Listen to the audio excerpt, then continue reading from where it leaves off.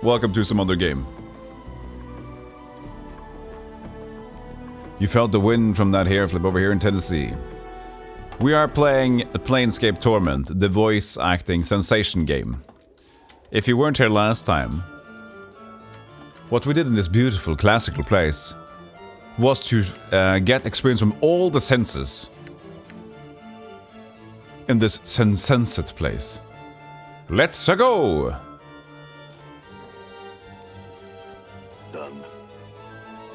Done.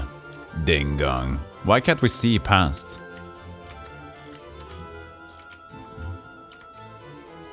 Oh, this is someplace else. From the appears as old as the building itself. Looks unused, more of a piece of artwork than a ruler's seat. Apologies. Montague. This handsome young man seems lost in thought, his brow furrowed and slight from upon his frown. Greetings. And to thee, Sir Hale, what dost thou wish for me? I got some questions. Yes? Who are you? No, what do you know Ravel puzzle well? The legendary night hag. No. Thou shouldst speak to Quell, sir. He is most knowledgeable in regarding such things. He is within the fest hall, though where I do not know. I had other questions. Pog skull is great, yeah. Mort. Hey Mort, how you doing?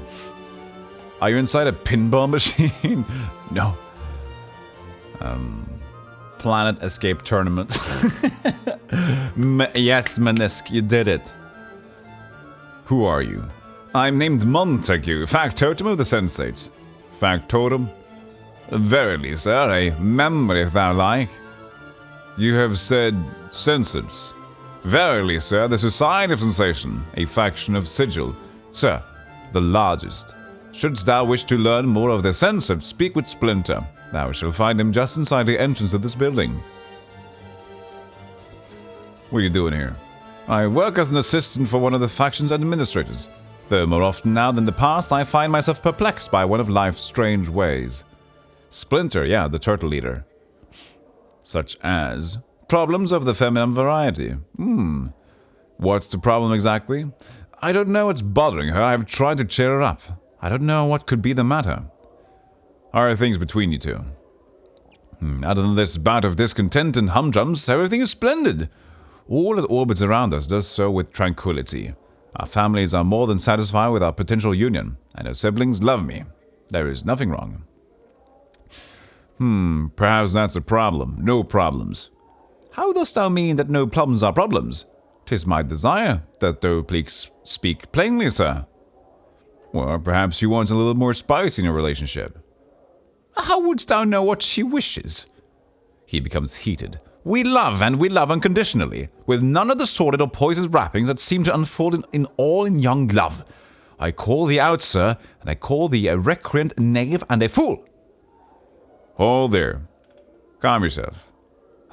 I'm sorry. 'Twas the fury of the moment that caused me to speak, sir. I tender my apologies to thee and thine, good sir. Well, think nothing of it, it's no matter. Thou art indeed gracious, sir. Let's leave him be. We're still going to find the fest hall. Jumble Murder Sense. Murder Sense is a great surname, by the way. Hey, buddy, let me tell you what your wife really wants. What you really, really want. So tell me what you want, what you really, really want. The pizza spice will conquer all! Yes! I do have it in a small container. An expensive pizza lid. Spice Girls. Yes, pizza girls. Pizza girls. Murder Sense, you sense murder. This short, balding man's orange tunic and rather sizable gut give him the look of a walking pumpkin. He is a... that is a look, isn't it? He is absent-mindedly patting his large paunch with a slow rhythm, as it were a drum. The man's odd, crooked smile and the strange gleam in his eyes make him look a bit mad. Greetings. The man gives an exaggerated, flourishing bow and presents a small card with a follow from Farting Retro Toilet. Congratulations with the name, with a fantastic name. Farting Retro Toilet. Awesome. A small card which reads, only Jumble Medicines, Architect, Sorcerer, and Extraordinaire. He then snatches the card from your grasp and proceeds to eat it, grinning wildly all the while. Mort whispers, somewhere an asylum is one balmy short. I had some questions, Jumble. Jumble yawns and looks away. The palms in his hand. Jumble, my questions? He rolls his eyes, turns to you, smirks, and then bites his thumb. I want some answers. I'll beat them out if you have to. Jumble raises one eyebrow and takes a step back. He opens his mouth abruptly, and though his lips or throat don't move to shape any words or sound, a torrent of incomprehensible babbling begins to pour off. Updated my journal. What the? Updated my journal. I have that too now. Updated my journal. Jumble shuts his mouth, and the babbling ceases. He peers at you through narrowed eyes, a satisfied smile on his pudgy face. Suddenly you hiccup, and hiccup, and hiccup again. Jumble Medicines merely turns his head and waves you away. Uh-oh, looks like you got yourself a curse thrown down on you, Chief. What have you done to me, Jumble? He ignores you entirely. A hiccup curse. Really?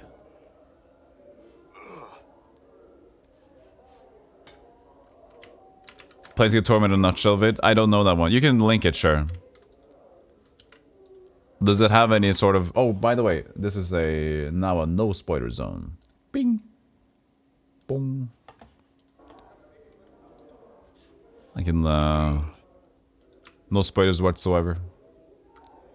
It's 30 seconds long. Okay, sure. I mean, it's not my content, but I guess it's fine. Let's see here. Hey, Chief. You okay? You playing corpse or you putting the blinds on the dusties? I thought you were a deader for sure. What's up, Chief? What?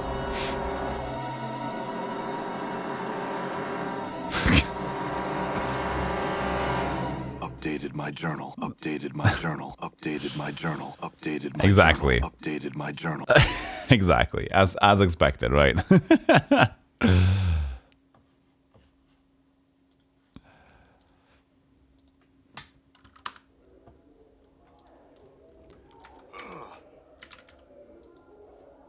The most amazing Planescape video. Blech. I mean, whatever happened to that, to that hiccup I got, huh? No. Can I load game? No! Oh, did I quit? No. Done. Oh, I did quit. Okay, well, I guess I quit. If you press load? No. Well, I guess I don't need the hiccup anymore.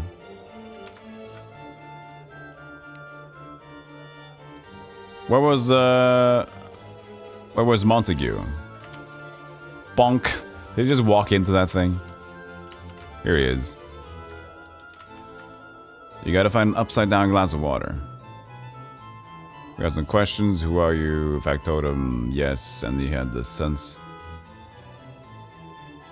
Yeah, other questions. Rayville Puzzlewell.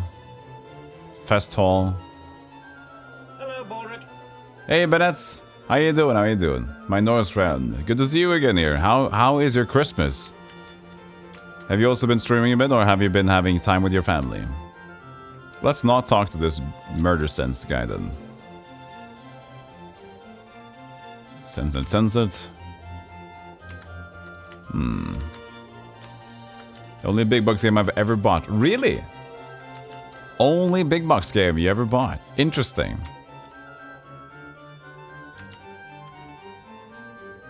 My parents' place. I see. Merriman. Quick save. Merriman? How you doing? This man looks like a bitter, cantankerous old codger. His mouth is twisted into a frown that becomes even more severe as he notices you coming his way. Merriman, my name may be Merry, but Merry I am not. Off with you, young one. No time for the likes of you. He goes into a fit of coughing from the exertion of shooing you away so loudly. Okay. We got Kirsten here. What was that? The hell happened?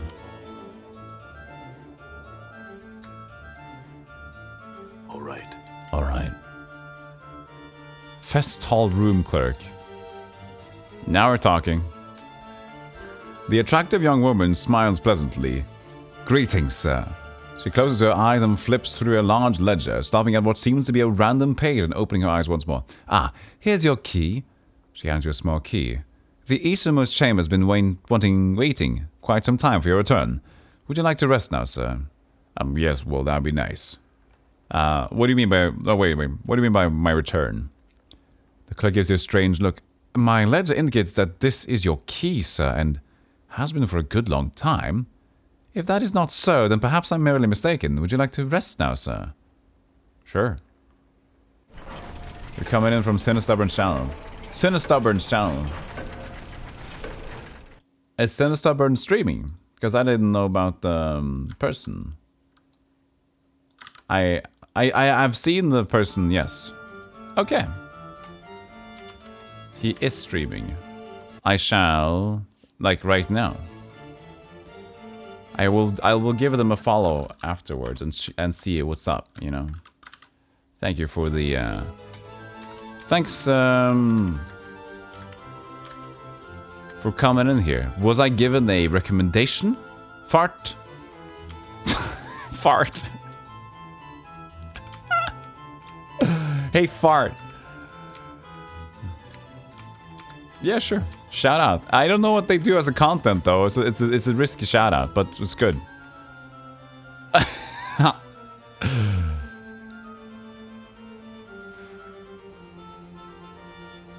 Cockroach charm.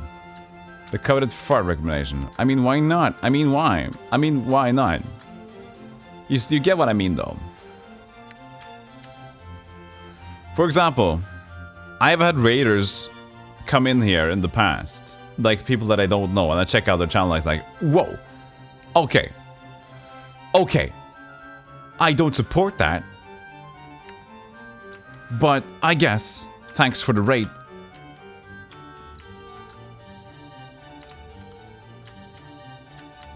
Variety streamer, yeah. So you know what, as to preserve integrity, you need to train me better. You're a lost cause. To retain integrity, I need to you know, move slowly like this. Yeah, just trade ISIS video or something. Yeah, but you never know. For example, that's why I don't blind raid people. What's up? What's up, I? Right. Ooh, Scroll of Iron Vice. I'm gone. Why couldn't they just call it Ice and Fire? Dodecahedron. I needed this somehow.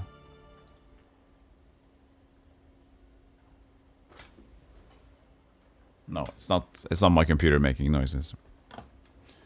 Yes, a Song of Ice and Fire, but this was a Song of Fire and Ice, Scroll of Fire and Ice. Is it my computer? I don't know. I'm hearing a sound. I don't understand from where. I've learned a spell. Let's hope nothing blows up. All right. I'm gone. You don't do retro stream, but I rated you back in the day. Yeah, you're awful. No, no, PJ, you're completely fine. You're very community driven. I like that. Ooh, a lot of scrolls. Bing, bong, bang. And these are just spare. Do I have any inventory space for this? Yes, I do. A lot of room. Might as well. Actually, Mort can do it. He wouldn't need a lot of inventory stuff anyways. I'm gone. The neighbors are playing all the video games they got yesterday. Ah, oh, god damn it. I didn't get any video gamer. Do like that. Why can't I go to the thing? You see, he's trying. Mort's in the way. Scroll of Friends, and then the Scroll of Shield. Probably a magic shield. Spell summons a globe of force that protects the cast from physical attacks. Oh, is it? Well, that's rather neat. So, how's the spellbook right now? Ooh, one less here. Ice Knife. Knock. I mean, we do have a Thief. We might not need Knock. You didn't get any video games either? Oh, man. Do we suck? Do we suck? Is that why we don't get anything? Maybe. Ooh, 2 level 4 spells now color me curious. Force missiles. Remove curse. Okay, we can probably remove the curse. This is a good one to have, I guess. Okay, this is a level 5 spell, Fire and Ice, and Cone of Cold. It takes some time to get there. Sounds like Symphony of the Night music. Just because the harpsichord, I guess. Okay, good. If you could have gotten a video game, Spider, what... Hey, everybody, this is a question for everybody. If you could have gotten one game for Christmas that is available, what game would you like to get?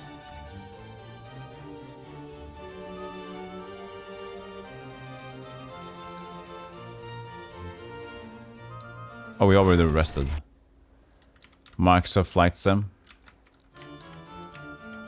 I think I know what game I want, actually. It's a game that I'm really curious about. I'm gonna wait for your answers as well. Square 2020. I said that's available, Fate. Don't be a troll.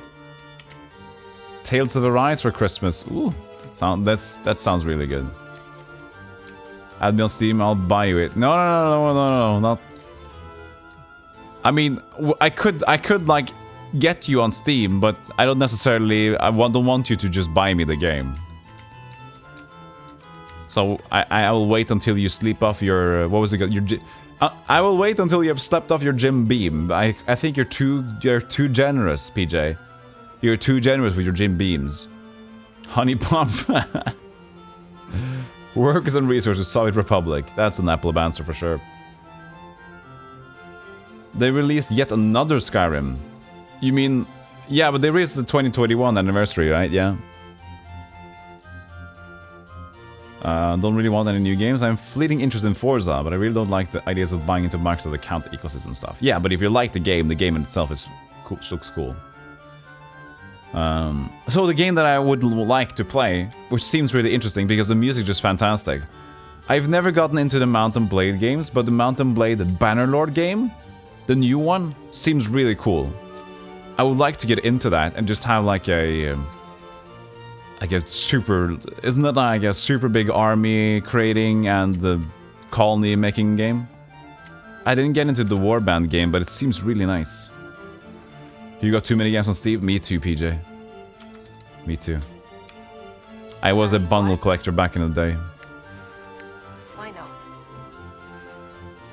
Okay, some money and some bracelets. Ooh, 117. I'm gone.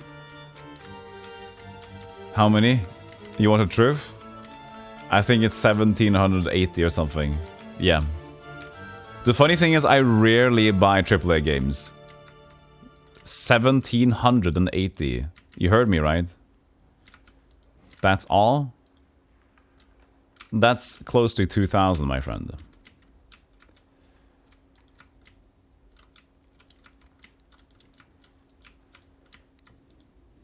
Looks like Appleb found me. Appleb has added you to your friend list. I wonder why. Maybe I have the same name. I got 566 on Steam. You thought I had a lot. Yeah, so... let me think about this game first. Did I get everything out there? Get everything in there? She was supposed to be in the fest hall, right?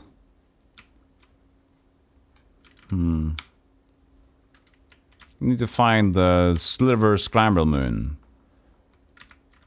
You just found your name on Spider's list. It's fine though. It's not like I have a very busy Steam list thing anyway, so it's not a big deal. Done. Done. Can these guys move away so I can just pick the chests? Heaven's Vault? What's that game? That's the game you want, Karen? I have no idea what that game is. Hmm? You found a random. Okay.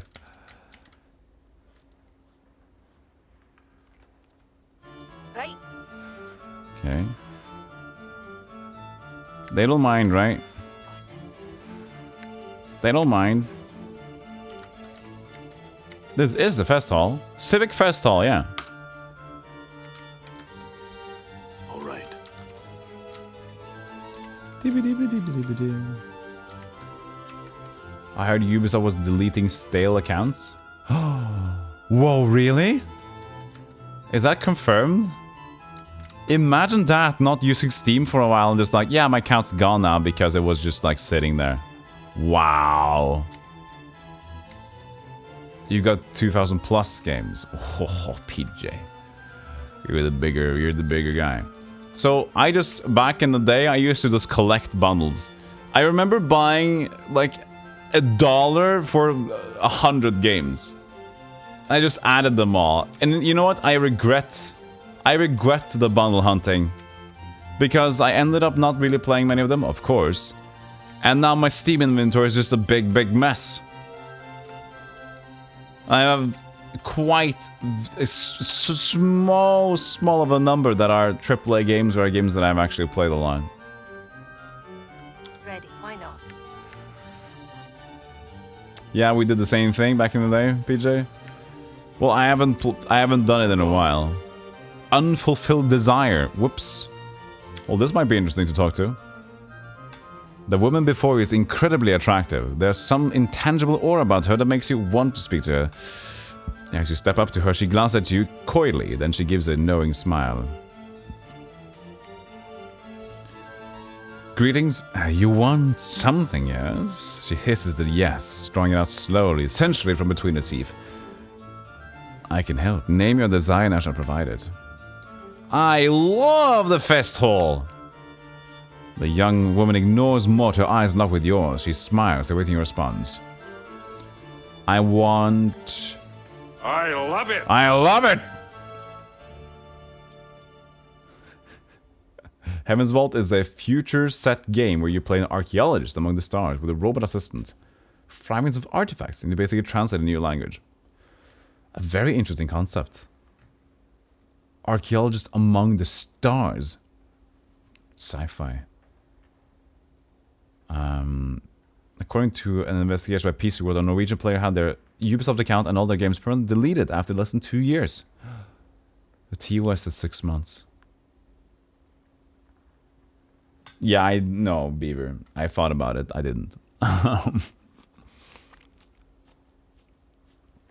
You're gonna be off, Spider? I salute you. See you later. I want my memories returned, all of them. She smiles. Much may be forgotten in a lifetime, and much more in several lifetimes. I can help you. She studies your face closely. Explain to me the ways in which you want these memories. Speak to me your craving, and I shall speak to you the price.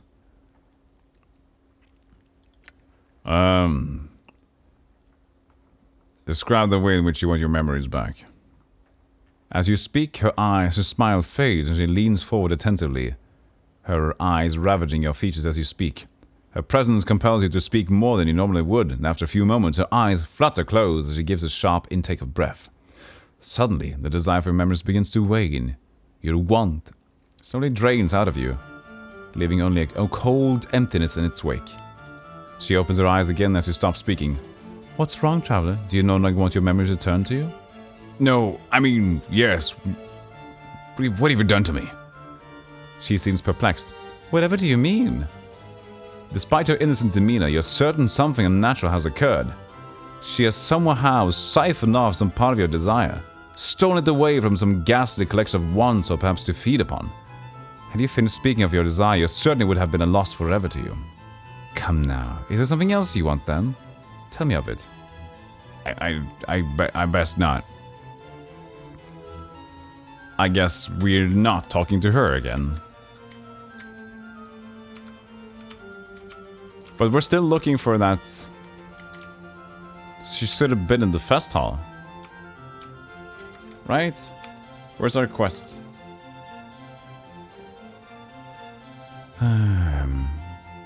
She might be to the journey to the Civic Fest Hall, where someone may be able to tell me more of the Hag Rag Raven puzzle will.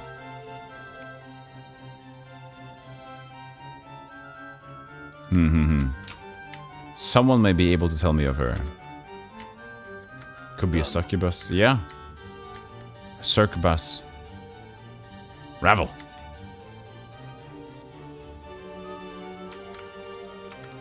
I'm gone. Sucked my desires out of me. My desires are pretty good here. I have my desired skill points.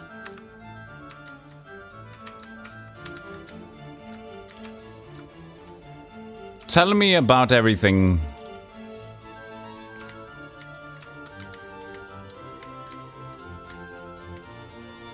Somebody needs to know how to tell me about the woman. The sunsets are just sunsets.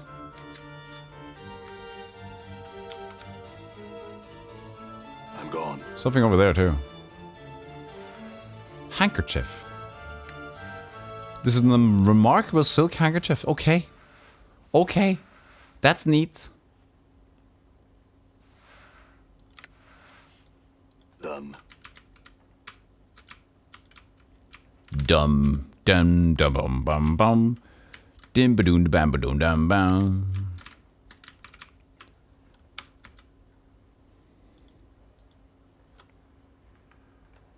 Course farewell.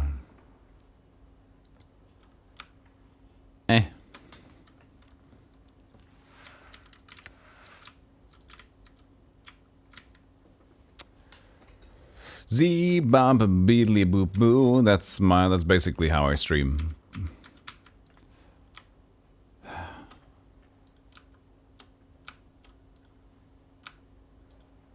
So you can see a small enclosed patio. Yeah, so the Civic Fest Hall. What's this? More money. Just weird. Can't find anything here.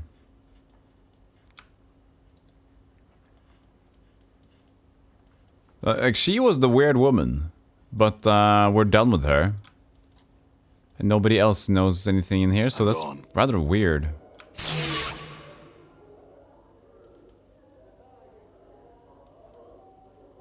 That's not a noise you like to hear. The hell?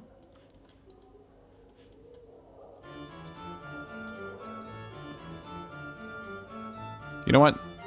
Done. We can rest now. Have we rested and gotten our spell? Yeah. So we should have spell to remove curse. So we can go talk to the guy again. This is the enhanced edition, yeah.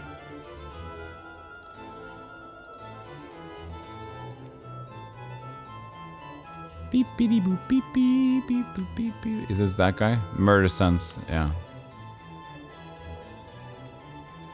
Right, it's 5 AM. I need to go to bed. I'm gonna add you on Steam if it's cool. Yeah, don't worry about it. It's fine. And I hope you have an enjoyable rest of your stream. I'll catch up with you soon, even via lurk. Thank you so much, PJ, for hanging out today. It's been a while since I've talked to you, and thank you so much. And of course, for the support today. I blame Jim Beam, but thank you. Thank you for the remarkable amount of support. And have a good night. Sleep well, and don't wake up with a hangover, okay?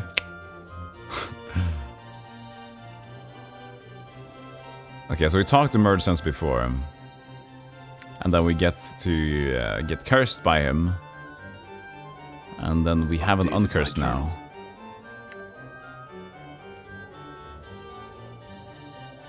Undo it or you regret it sorely.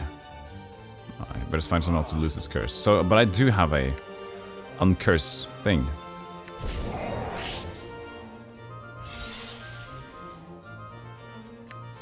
that should do it. No, wait, no. Really? Journal. I've been cursed with the hiccups. Someone in the festival will have some idea on how to remove it. How do you jumble up in himself to do it? Maybe it's part of the quests. Part of the quest line.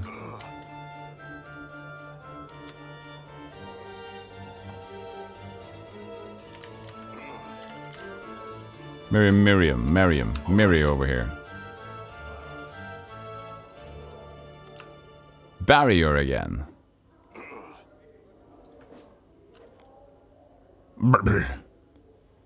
No, not talk to him.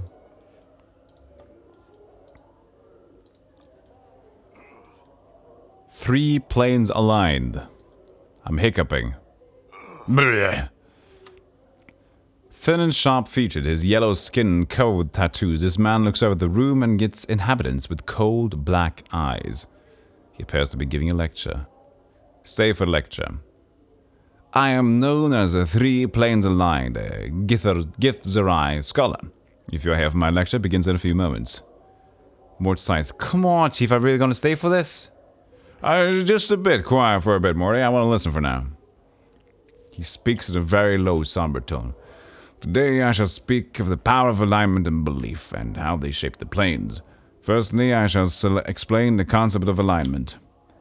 Alignment is a descriptor of one's beliefs, and how one acts upon those beliefs. At their core, all creatures predominantly behave in one of the three ways, with good in their heart, evil, or indifference, or neutrality in their heart. They predominantly express each of these core behaviors in one of three different ways, in an ordered manner, chaotic manner, or an indifferent, neutral manner. Thus, there are 9 core alignments that one is capable of. I'm learning about alignments. The 9 alignments then are lawful good, neutral good, blah blah blah blah blah. We know this one. Now I shall speak of the power of alignment and the beliefs it engenders, of how from the very deities gain strength, and how belief can physically affect one's environments. Yeah, I mean, chaotic neutral is the best way to play video games. Hey comrade, what makes a man turn neutral? Lust for gold, power, or are you just born with a heart full of neutrality? Greed can become rather neutral.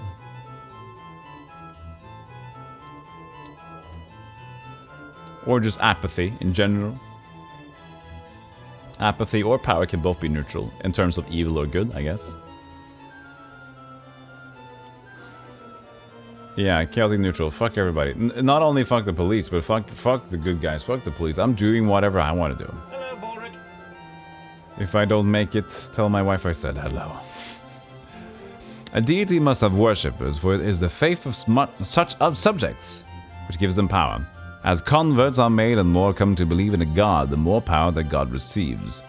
Conversely, when one believes in a deity, it withers and dies, joining the corpses of other gods that float on the astral plane. It is thus possible to slay a deity by simply forgetting about them. A much more striking example of the power of alignment and belief, however, can be seen within the sliding of gate towns. First, though, I will define gate towns. They are on the outlands, the largely neutral area which Sigil spins over the center of. They are called gate towns because they are built around the permanent gate or portal to one of the outer planes. Each of these outer planes has its own alignment. The Abyss is chaotic and evil, Bartor is lawful and evil, Mechanus is lawful neutral, Mount Celestia is lawful and good. The outlands again are true neutral, leading to neither law or chaos. Sliding occurs when there is a high concentration of belief in an area of differing belief. When this occurs, the area itself will move or slide to a plane that matches the new belief. Now, the gate towns usually have a strong belief that matches the outer plane beyond the portal, but the belief is not yet strong enough for the town to slide from the outlands and into the outer plane. For example, the town of Ribcage borders the portal to the lawful evil plane of Bartor. As expected, the residents of Ribcage are largely lawful evil residents, but the entire town's alignment and beliefs are not strong enough, so that Ribcage will slide into Bartor. Are you guys taking notes? There will be a cross test with a multiple choice exam later on, so it will not be that difficult, but take some notes. For example, Ribcage might one day see the sudden rise of a lawful evil order of clerics, promoting their dark beliefs and converting many citizens to the worship of their lawful evil god. Were this to occur, there would be a good chance that the town would slide off the neutral outlands, becoming part of the lawful evil plane of Bartor. Whole layers of planes may move this way, thus many wars of belief and faith may by necessity. They are the tools by which territory is obtained and held. Notes. Alignment changes geography.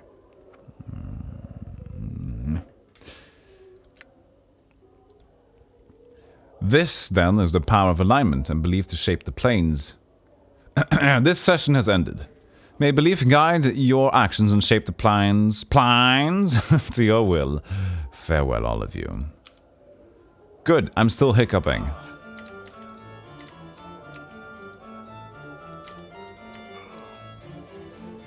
Thief in training. Ugh.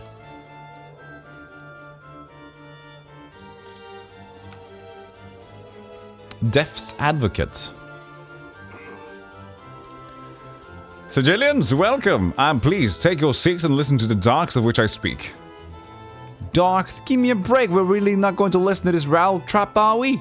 Come on, let's go find some sensitive shits that have never had the pleasure or sensation of tasting the fiery passion of a skull's lips. He waggles eyebrows in anticipation. Quiet down, Morna. We're staying. For a while, at least. He begins speaking with a somber tone. I don't care about somber tone. I will keep the other... I will change the voice around. Death, it is what awaits you at the end of the life's journey. He coughs slightly. Then raises his eyebrows dramatically, waving his hands at the same time. Death is not an end, but a beginning. Beginning of more suffering. More quiet down.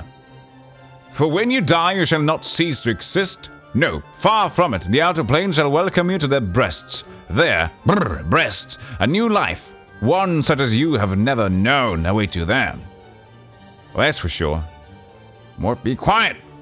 You shall cast away the tattered cloak of this life and become one of the faithful, a petitioner.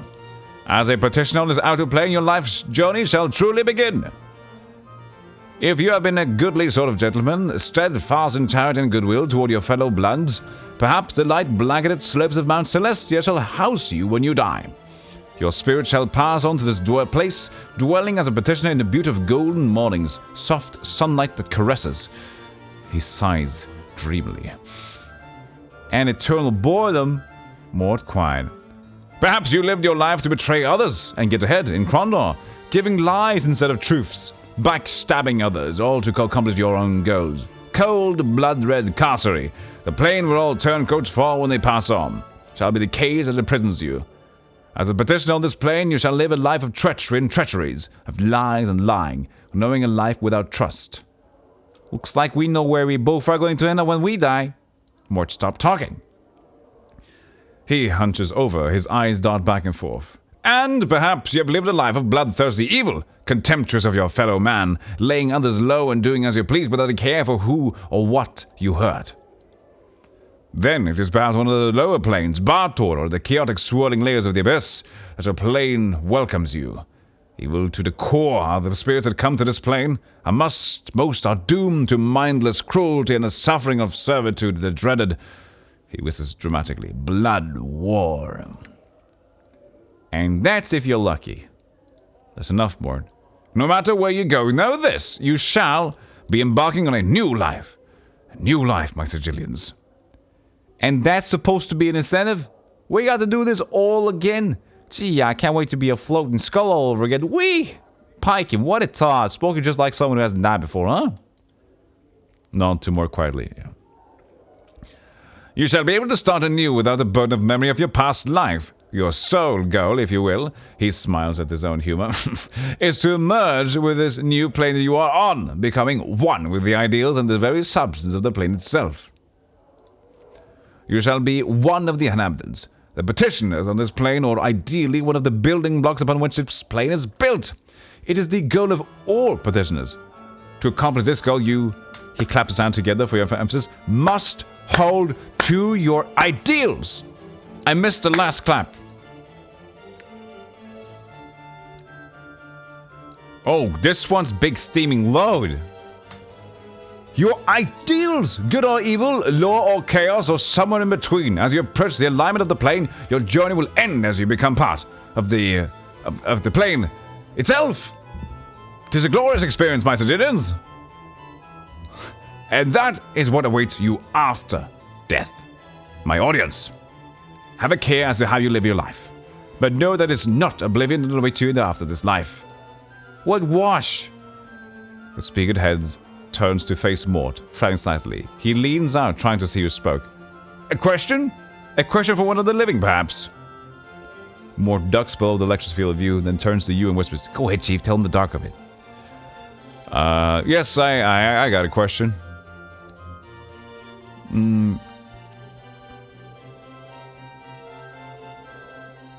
Okay. Why do petitioners lose their memories? Many pardons? What? I said, why do petitioners lose their memories when they die? Well, you know, you who wishes to be burdened with such things as memories? The audience murmurs. I do. The speaker speaks, looking at you. Sir, I can't begin to wonder why. The audience chuckles. So why do they lose their memories? He frowns, begins to say something, then stops. After a moment, he continues, choosing his words carefully. I imagine that it's because you must start afresh. Your petition is sown pure when you arrive on your new plane. And why should you have to do that when all your life experience have determined what plane you end up on? Well, I don't know. Well, that's no answer. He goes slightly angry. Do you have a better answer, my friend? Perhaps one you can share? No, I don't. It's simple enough. Don't die, friend.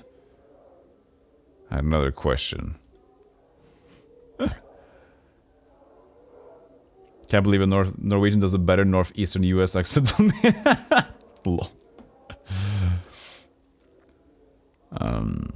So, the dustmen say that this life is where we end up when we die.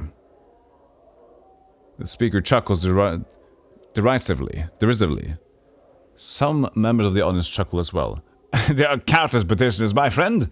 Dustmen among them, who would disagree with dustmen philosophy. And what's a petitioner? A petitioner is what you become when you arrive on this new plane after you've died. As a petitioner, you forsake memory in past life, focusing solely on your new one. And the goal of this new one is...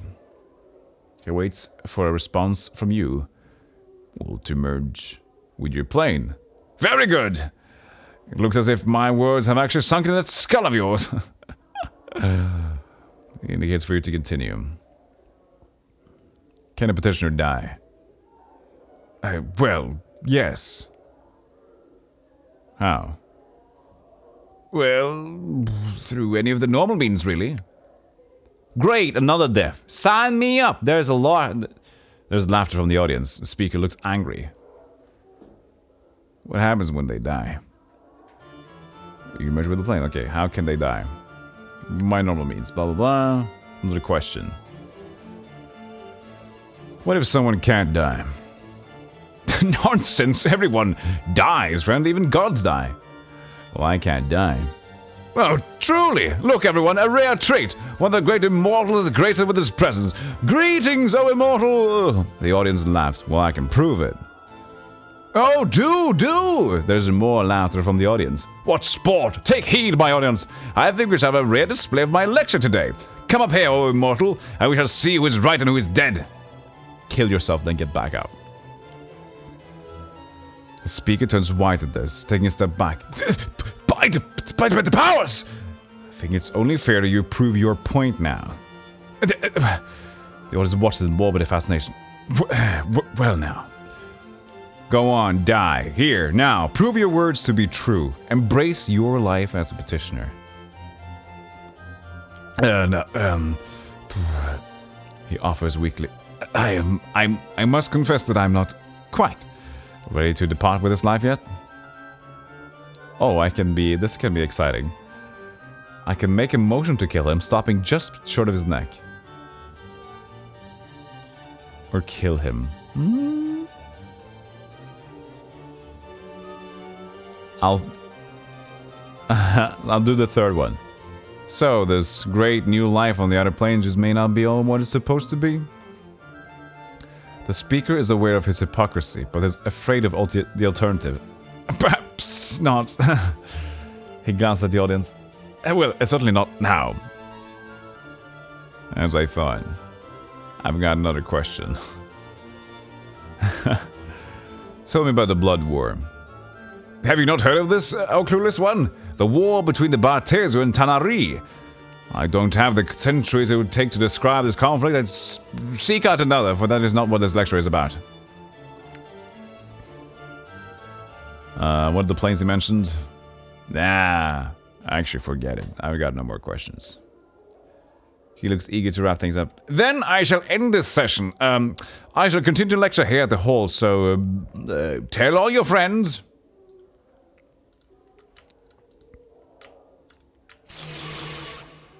That sound. Mage in training, mage in training, mage in training. Mage in training, mage in training. Oh, they're casting spells. That's what's happening. That's what's happening over here. I see, I see. Oh, there's a room over here.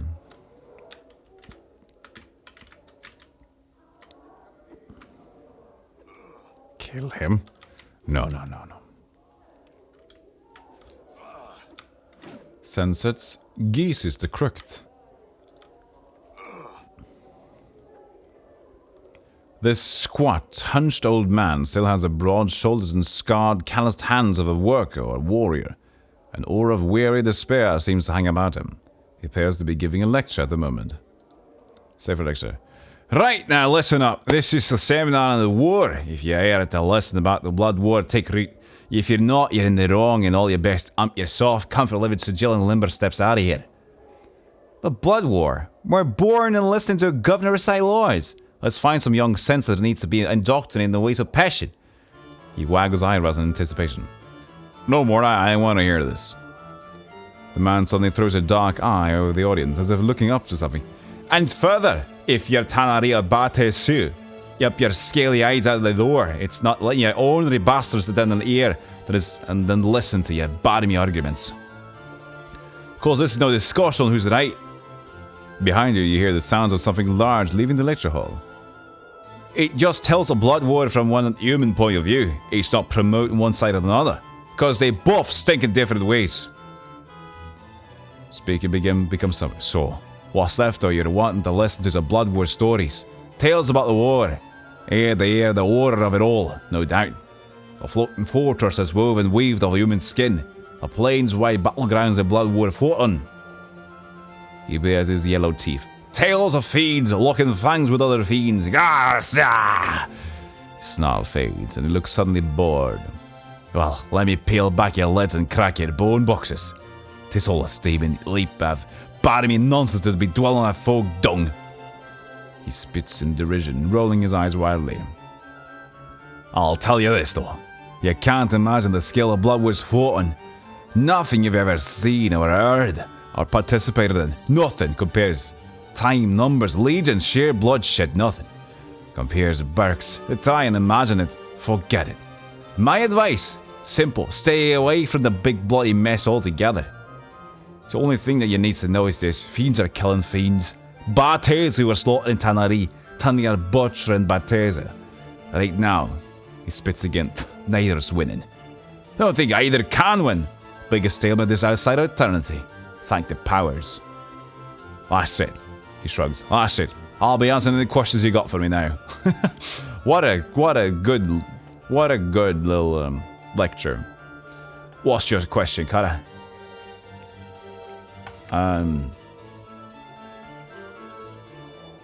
Yeah.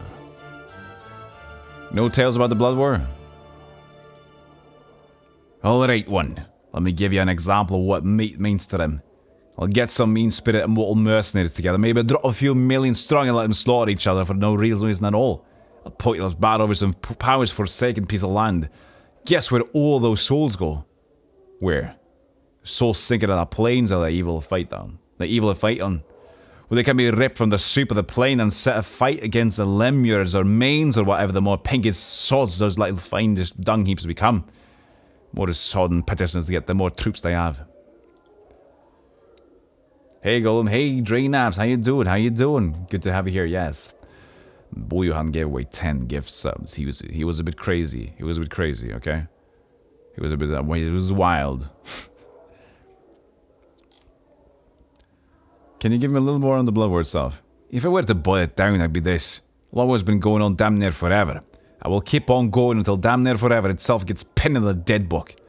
I don't need the champions of chaos and evil are trying to stop the green-coloured dung out of the Batirsu. Champions of law and evil. They butcher each other over of each of them stinks evil should be, if you can believe that. What do you think would happen if someone stopped the Blood War? You can't make any pecking difference in the water. It's too salt and big. You're a stone, a pebble in the ocean that's pebble in another ocean, which is a pebble in another ocean, so on and so forth until the stench cows come on. So, a pebble, your goal is to be not noticed and sink to the bottom of with the rest of the dregs. Go on. If you could make a difference, which you can't, you shouldn't try, because then the planes would tumble down. The planes would tumble down. Why? He holds up his hand like pillars.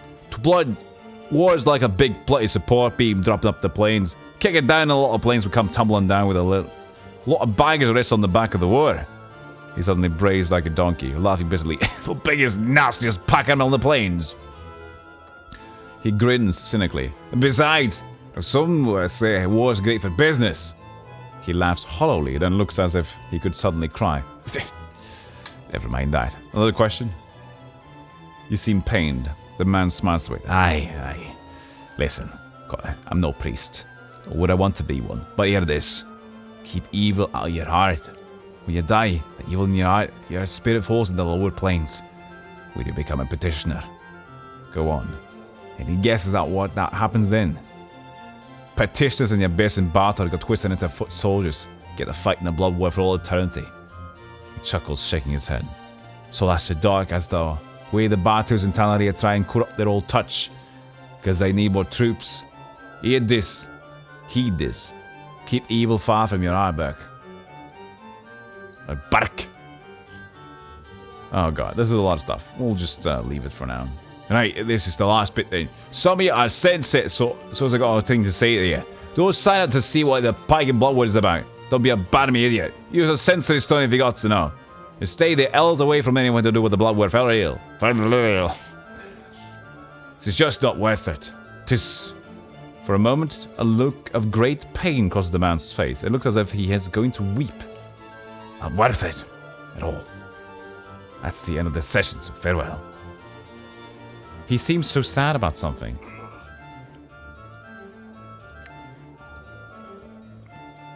But, yeah.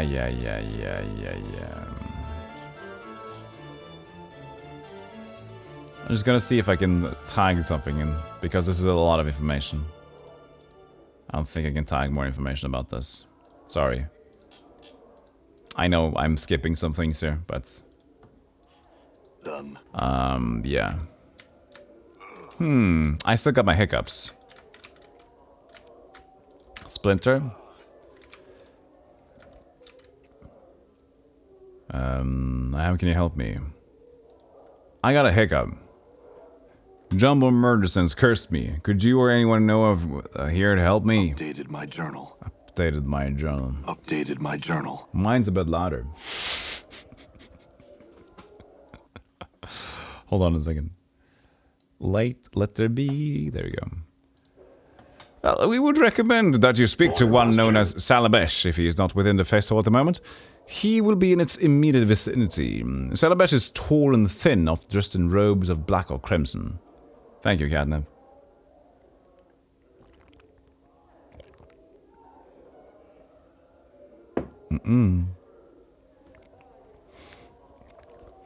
Change the honks to sub only. Ratus, I'm sorry. I'm so sorry. Looks like you'll get to pay for the Onyx. Well. Okay, so he's more in the hall over there.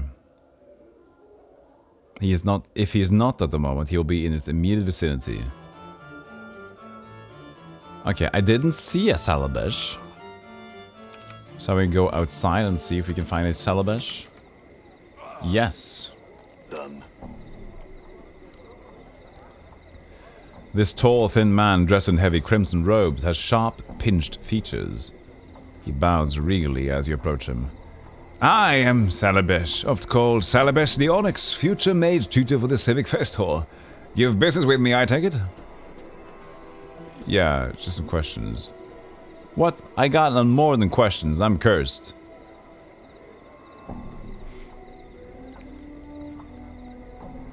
About what, huh? Not avoiding the like, I hope. Plenty of more common folk could answer such questions. I just as soon direct you to one of them. Why are you called the Onyx? A long tale which I will shorten to save my breath. In my youth, I was once called Salabesh the Golden. If I was to have a heart of gold, small, hard, and yellow, well, I cursed the fool who started that. Said that he could only speak from his arse and defecate through his mouth. The Onyx appellation along the same lines as the Golden, though admittedly somewhat less clever, soon followed. In any case, I'm a much kinder fellow now. I'm far less prone to laying curses and the like. I'm not certain if I deserve the name any longer. You cursed him so that... What? Oh, yes, yeah, you heard right. Salabesh sighs happily and chuckles himself. And that sort of thing is why I'm known as the Master of Curses, you know. Master of Curses, perhaps you could... help me then. Help you? Doubtful. Before you can respond, he sighs, shaking his head. Well, perhaps I could. What troubles you then? Well, Jumper Murdersons cursed me. Jumper Murdersons? That sputtering mooncalf could never best me. Oh, the battles we used to have, though. He frowns. But I'm past all that now. No longer my sort of thing, you see. I really don't know what I could do for you. After all, it's his curse, not the sort you'd find on an item or some such, you know. It could remove with simple magic, so he'll have to remove it, and willingly. Well, could you teach me a curse then, so I could curse him? And I don't normally do that. I keep my curses to myself, you know. And besides, even a single curse wouldn't take one a long while to learn. More time than I'd care to spend on it. I could pay you for your trouble. No, I've simply no desire to do it. He looks directly into my eyes. Now, kindly drop the subject, Sarah, before you begin to annoy me. Perhaps you're just worried because your curses aren't good enough to best them anymore. You? What? Of all the ridiculousness, now look here, you knuckle-dragging sack of scars. Salabesh the Onyx is the master of curses, and there's no other. Why I could give you the best single phrase that would render that nincompoop's cursing wholly impotent. Well, purse your lips and look skeptical. That's it! You made me do it! Salabesh utters a short string of impossible syllables. Words of power which you note mentally for later use against Jumble. There! See? See what that does to him! And tell me Salabesh the Onyx isn't the master of curses then! Well, thanks, Salabesh. I'll do just that. Just gotta annoy the mage a little bit. I'm gone. Yeah, it's very savage. Where's Fumble Jumble?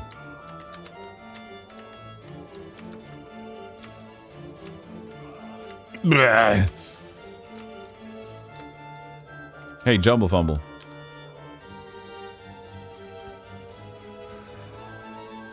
Throw the curse Salabesh taught you at him. Jumble stares at you with a somewhat skeptical expression as you speak the arcane syllables of Salabesh's curse. After a moment of awkward silence, the Zararsatech mage notes that nothing seems to have happened. An evil grin spreads across his face. Continue. He opens his mouth to retaliate with another curse of his own, only to realize he has no voice. Salabesh's curse will remove Jumble's ability to speak, thereby destroying the Zararsatech's ability to curse others. He clutches at his throat, panic welling up in his eyes. Looks like the table is turned, Jumble. What do you think will happen when anyone you ever cursed finds out that you can't speak or curse anymore? Jumble drops to his knees, pleading, expression in his eyes. He looks ready to burst into tears. Will you remove the curse you placed on me and swear to never curse another who didn't mean you to harm? 10,000 experience. Places his hands over his heart and nods vigorously. Very well, I'll remove the curse then. Updated my journal. Jumble sighs relief as he removes Salabas's curse from him. He in turn removes his own, and your hiccups finally stop. He then bows humbly and casts his eyes to the floor. Farewell, Jumble. Okay, that was an interesting little venture. Maybe the real murder sends us to friends we made along the way. No. No. Here's a room.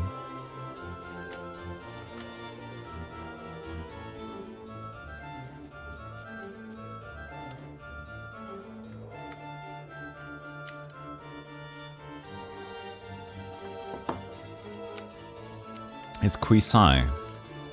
That's another dude that I haven't talked to. This is a life-size granite statue of a gentleman standing with his arms at his sides. Eyes closed. It is of excellent craftsmanship. Exquisitely detailed and incredibly lifelike. So much so, in fact, that you find yourself wondering if it's really a statue at all. Greetings? Chief? You've seen statues before, right? Knowing that they don't talk or anything? Consider this, boy. You're a floating, talking skull who's denying the possibility of a living statue. Well, yeah. You got me there, boss. That I do, Martin. I'll just touch him. You touch the statue and find that while the clothes that adorn it are grey cloth rather than rock, the skin is as cool and hard as granite. Why would someone clothe a statue? Maybe it's a little too anatomically correct, Chief. It was a rhetorical question, Mort. Sure, boss, I knew that. Strike the statue. As you make to strike the statue, his eyes flash open and it catches your fist in an iron hand grip. Narrowing its cold, grey eyes, it speaks with a voice like two boulders grinding together. Why would you strike Kisai? Double Merchants, what a name. Yeah, it's a great name. If you get betrayed by a dude with that name, it's your fault for trusting him to begin with. Yeah, Murder Sense is a great surname. Well, forgive me, I only meant to see if you are truly a statue. You are forgiven. However, one feels you are lacking patience. Perhaps so. Well, I may have some questions. Hello, my questions. Wait for response. Keep on waiting. I'm testing my patience, you see. A few more moments. His eyes open. He gazes at you with cold grey eyes. He speaks ponderously, with a voice like two boulders grinding together. Your patience is noted. Kisai would speak with you now. Mort rolls his eyes and makes a gag noise. Powers, no. Not another bird that talks like this. I have questions about you. Ask. What is it that you were meditating upon when I first found you? I meditate upon the Way of Stone. The Way of Stone? A philosophy, a method of combat. With it, Kisai seeks to achieve invulnerability. Invulnerability? You'd be unbeatable in combat. Yes, now, the way is not yet perfect. Kisai will make it one day. I know this. Well, can you tell me what you've discovered so far? No one has asked Kisai to share his knowledge of the way. Kisai shall do this now. He begins to speak at length and slowly and carefully. Listen and try to understand the Way of the Stone. Updated my journal. After hours of listening and many, many questions, you still can't understand Kisai's Way of Stone. His concepts are simply too complex and alien for you to wholly grasp. Dang it. Do I need one more intelligence point? What about this place? This is the fest hall. Need you no more? Find another to ask. Okay, Ravel puzzle well. Nothing. Dang it! Okay. I'm gonna note down a thing about this guy. So we're gonna go into Planescape Torments. Go back to Key Sai at the fest hall when more intelligence than 20.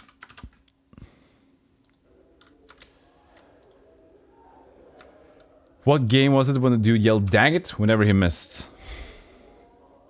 I can't remember that. I'm sorry. Can I talk to him again about it though? About the Way of the Stone?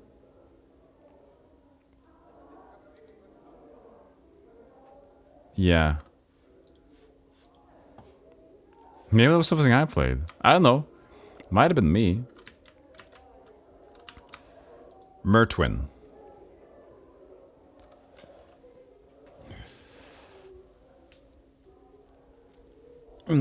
It's clear there's something very wrong with this man. The way he lurches about, bumping into things, staring off blankly into space. As you approach him, you at last realize his plight. He's headless. The thing on his shoulders is merely a skillfully carved wooden prosthesis. Prosthesis. Prosthetic. Prosthesis. A false head. You feel attacked? Do you have a wooden curved head? Greetings? The headless body stops fumbling for a moment and pauses. Its hands begins to reach out as if trying to feel exactly where you are. Let it touch you. After a moment, its finger brushes your forearm. It clutches your form and folds it up to the shoulder. Then your head. As it feels your face and head, its hands brush your neck as if it were checking for something. Finally, it grabs your hand and shakes it vigorously in greeting. You notice that its skin is cold and slightly clammy. Can you understand me? The figure makes a series of hand motions and waits for a response. It seems like it's asking questions. Wait, I don't understand. The headless body taps its foot for a moment, scratching at the chin of its prosthetic head. Suddenly, it raises a finger as if struck by an idea. It points at you, then at the eyes of its wooden head, then at you again. It then indicates a wooden head with both hands, shrugs, and points at you. Oh, I haven't seen your head anywhere. The headless body shrugs, slumps a bit, and turns to amble off. We haven't found Mertwin's head.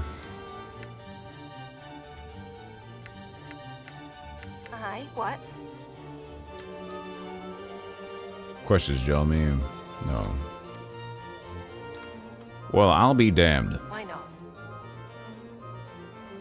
Where the hell's this Ravel puzzle? Blah, blah, blah.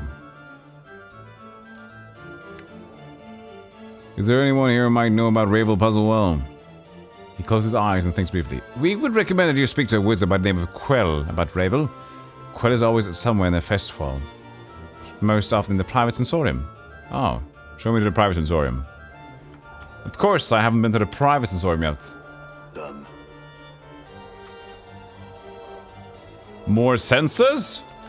More senses? Uh-oh, chat.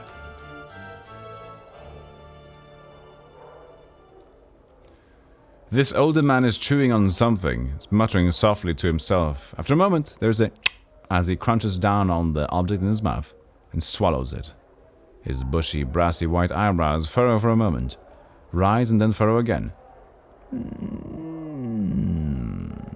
How private can it be if they'll just bring Randalls into bother you? Yeah, exactly. I thought the private sensation room was just your own room, but apparently not. Yeah, they just allow me in. It's fine. Greetings. We're not a rando, we are sensets. We're not a randomizer yet.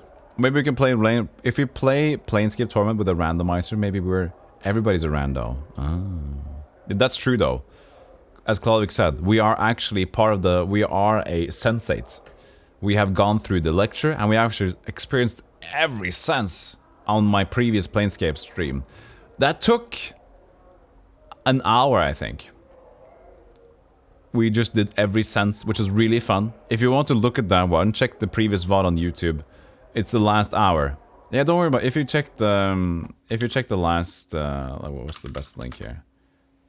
If you check the last Planescape video, the last hour of it is just like a lot of different senses. So basically, like indescribable torture, unrelenting boredom, or something like that. Like every sort of sense you can have. It was really fun. Like small stories, each one. Without so much as looking at you, the man reaches into his tunic, pulls out a pus-colored ball. Is that how you write pus? No. Pus is P-U-S-S. If it's like pus, as in some sort of wound thing, right? What is a puce-colored ball? Pus? Pus? Of a dark red or purple-brown color. Oh. Okay, puce. Puce. Puce. Puce. Puce. Puce. Puce. Puce. In Norway, we call a puce like a kitty cat. Kom her, puss. Kom her, da. Puce. Hei, katten min, kom her, da. Puce. Kom. Puce. So dark red or purple brown color. Regards it curiously for a moment, then pops into his mouth. As said, greetings. The man frowns and waves you away, then nods himself thoughtfully as he savors the flavor of whatever he's put into his mouth. I've got some questions. The man smirks, bites his thumb at you, then abruptly pauses. His cheeks swelling with a violent gag, he spits out a large black fly, which begins to buzz around the chamber. My nursery and candies be damned! He cries, shaking his fist at the insect. What? I had questions. What do you know about Gravel Puzzlewell? He pops a small red candy into his mouth. You always trapsy about molesting puissant mages with your ignorant prattle. Blabbering, blabbering, chittering, chattering! The candy shoots from his mouth on chattering, flying in a high arc to land on the floor with a wet... He stares at it sadly. I'm sorry about the candy. It was so tasty too! He suddenly looks up, starting. Sorry? As you should be! You packing dung beetle! Maids deserve respect, and bastards like you should know their proper place. He begins to jump up and down. Proper place! Proper place!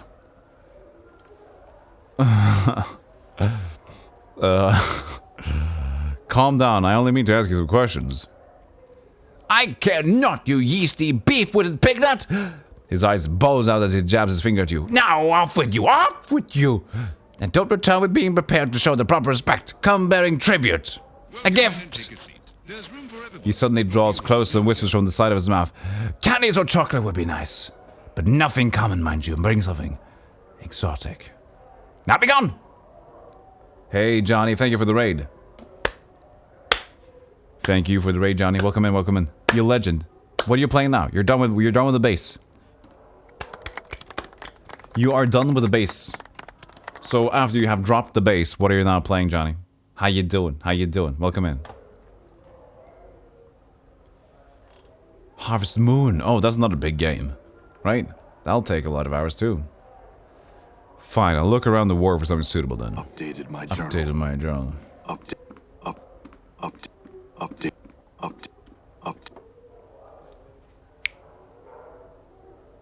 It's a long game, but it has gameplay. Yes, it will be more of a game than Base Fishing Tournament Extreme 2.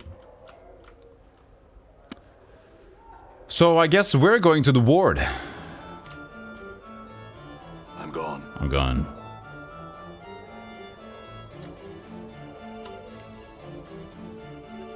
I can begin the sensation here too. Ooh. Wait, what's up? Quell? Finish with the high roll? Yes! We finished Zedler, A Link to the Past. This sickly green stone is securely fastened to the pedestal it rests upon. I need to actually get some air. Now the sun is here for a moment, it's going to be hot. It's just like the desert here now. When the sun is out, it'll be a bit hot, but as soon as it leaves, it's going to be dead. It's cold. It's just how it works here in Norway. So hold on a second while I open the window and I eat my clementine.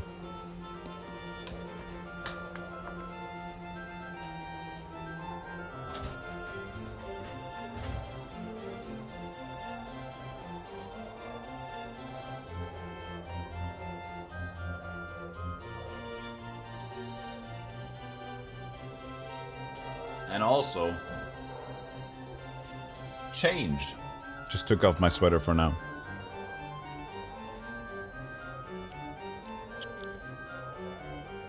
By the way, no crashes today with the camera thing. That's good.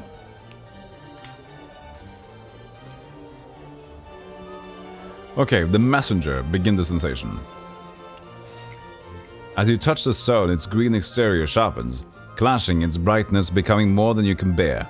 So much so you close your eyes to shut it out. Submerge into the experience. Hold on. There you go. As you close your eyes, you feel the skin along your arms become numb, as if all sensations being bled from them. Tired. So tired. You try and blink, yet the darkness remains. Your lids feel soft and sluggish, unresponsive. You are sitting on what feels to be a dirt floor, and around you is a smell of coppery blood and herbs. Why are you here? You came here to what? Your memory fails you, but you feel a growing panic beginning to well up within you. Try and get your bearings. Awake now, are you? Questioning all done? Is it not the Super Mario? Questioning all done? The voice is an old woman, thick and scratchy. Okay. As if it is trying to force its way past a thick layer of dust. Try as you might, you cannot open your eyes and see the woman, but you feel a shiver of fear. Something is wrong. Terribly wrong. You try to respond, but all you can manage is a ragged... You can't feel your tongue. And your eyes. What's wrong with your eyes? No, see me, you did. Spoke you did, and... Poorly. So the price you've paid... The crown sounds amused. The crone. Then the tone drops sharply. No more of your questions, now you will listen. And you will remember my words, for in minding me you shall live. She hisses. Nod if you hear me, or another bit shall I take. Nod. Remember me, traveller. Remember me to a stone. One of the pretty glimmers in your festive hall. Use it like a cup. Pour what you feel into it. And know this. Remember me to a man who wears a skin of scars and tattoos, who seeks memories but has misplaced them. If smart he is, he will know the knowing of me. Tell him to find me, or if I am not to be found, tell him to come to the Glimmer Stone, and we shall speak, my precious man and I. The woman pauses and hisses again. Nod, if you hear me, ragged thing. Nod. Ah, pretty, polite to listen so long. When he comes to the Glimmer Stone, tell the man to speak my name, and your pain shall not have been in vain. The crone's voice trails off as if distracted. You try to speak again. There's only a sick gurgling noise. What happened? Who is this person? Why are you... And you begin to feel yourself slip into unconsciousness. Ravel! Ravel! It is I! Updated my journal. Ravel. Hey, Paddock. 1, 2, 3, 4. Thank you for the follow. Appreciate that. Oh. Ravel. Ah, my precious man. There is a slow shuffling of feet, and you feel a sharp pinprick in your left eye. You gasp, and suddenly, barely you can see, with your one and only eye. You lie in a grey hut upon a dirty floor where blood, your bright red blood, has seeped into the surrounding grey dust. Your arms are gone. Your legs have been hacked off at the knees. Yet, you feel numbed. There is no pain, only fear. There's someone above you. Someone looking down on you. Look up. As you look up, through your bloody blurred vision, you see a horrid bluish-grey face, grinning with yellowed tusks. Ravel is pleased, wondering I was if the messenger would make it. For weak he was when his bits were placed on my plate. She holds up a talon in front of you, and impaled on the tip of it is an eyeball, the right one. Yet to the festive hall he returned, it seems, and our time together has shared. And now you have come. Success. Ravel, I have many questions. The crone shakes her head. Your blurred vision seeing 3 images at once. Her greyish hair is like brambles, drifting down her shoulders. No, only time for answers does Ravel have, and she has no time to wait with your guess questions. Know this, and if knowing grows strong, you must find me, my precious man. But how? I don't... Updated my journal. I am beyond knowing, in a lady's place. Now shh, and listen to Ravel. For there is much you must do to find me. 3 things must you do. Find a door, know the key, then unlock the key. Updated my journal. To find Ravel, we need to do 3 things. Hey Daniel, how you doing? Just woke up and happy to see that you were all hypnotized to the stream. Yeah, we are doing some Planescape. You know what Planescape means? Planescape means story time. So everybody's just sitting down by the fire that you can't really see anymore. Ravel is Bay. Sure she is. She sounds like Bay. Door, key, and unlock the key. Door. The door is not a finished thing, at least when I last gazed upon it, but in the passing of time, perhaps now well wrought it is. Go to the place of forges and steel, as they will find the door that it takes one to me. The door is at... Okay, I need to separate these ones. Door to the place of forge and steel. Okay. And what's the key? To know of the key. Speak to one of the knowing ones. Many there are in the festive hall. Many, yet only one there who knows the knowing of what the key is that you shall need. Loosen his tongue and many secrets shall spill forth. Maybe Quell, because he has a quest, right?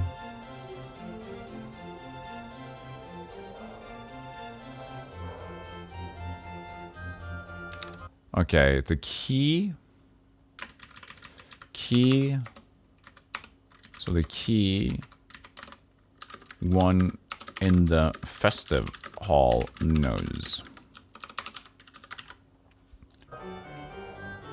When you unlock the key, what do you mean? And knowing the key is not enough. So Ravel thinks, knowing it and unlocking it, 2 tasks that must be joined, for at times a thing knows not its nature, but you are no stranger to that. Ravel cackles, a long, hideous cry that fills your ears with pain.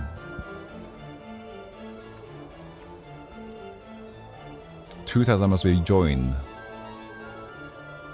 Knows not its own nature, but you're no stranger to that.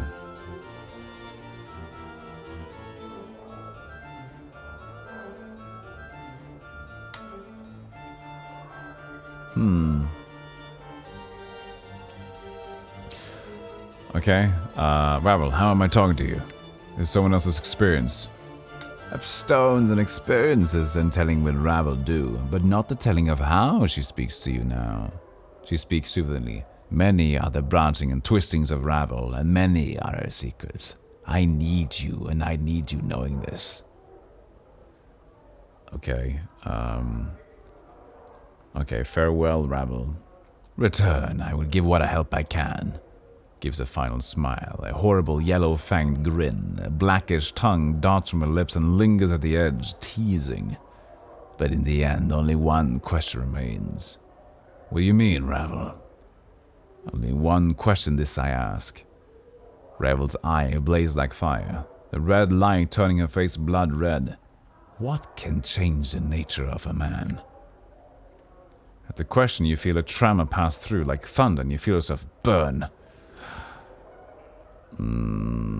What can change the nature of man? How did the experience go? Your vision clears and you are standing once again before the hideously green stone. It looks different than before. More horrid somehow. Brr. We're no strangers to love. You know the rules and so do I. And then never give that up, Autochrome. A full dismemberment and curse is what I'm thinking of. You clearly know different rules than I. Yeah. What can change the nature of man? Video games. I'm sure that's the right answer. A miserable pile. I had the same idea. When you said what can change the nature of man, I had the same idea, Blinko. A miserable pile of chickens. Psh. It was phrased in such a way, Minisk, that everybody's like, Symphony of the Night. Symphony of the Night! I know the question. What is Symphony of the Night? Or stubbing your toe in the bedpost at night. That can also help change a man. The worst thing about stubbing your toe is the 2 seconds after. But enough talk. Haven't you? When you stub your toe, it's like, oh, wait. Ow! It takes so long for the pain receptors to just... This is gonna hurt, isn't it? Yep, it's gonna hurt.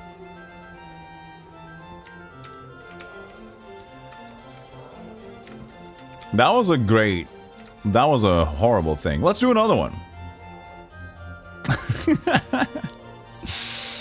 I mean, we only stream senses. This is what we do now. We're just a full-time sensation streamer.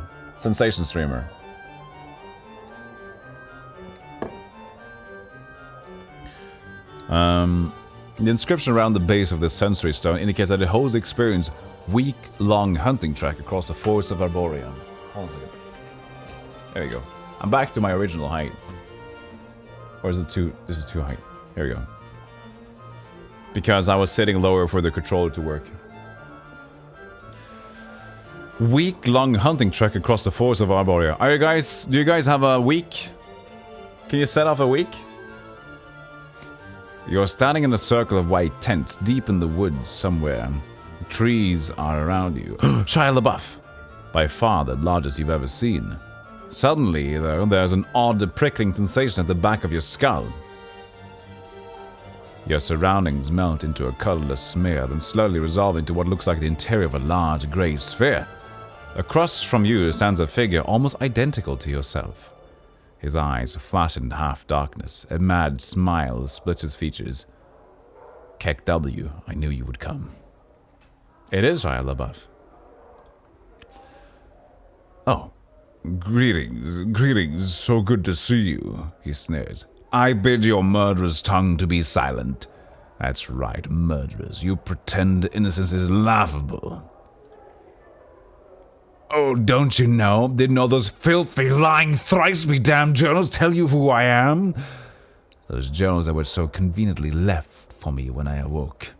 Those journals that called me an incarnation. Burn them all, I did. All that I found. What did they say exactly? They spoke lies, and nothing more. Filth about a man who forgets himself for other incarnations of preserving their experiences and writing so late alive this could benefit. Thieves! It's my life, mine! You all want to steal my body and you won't have it!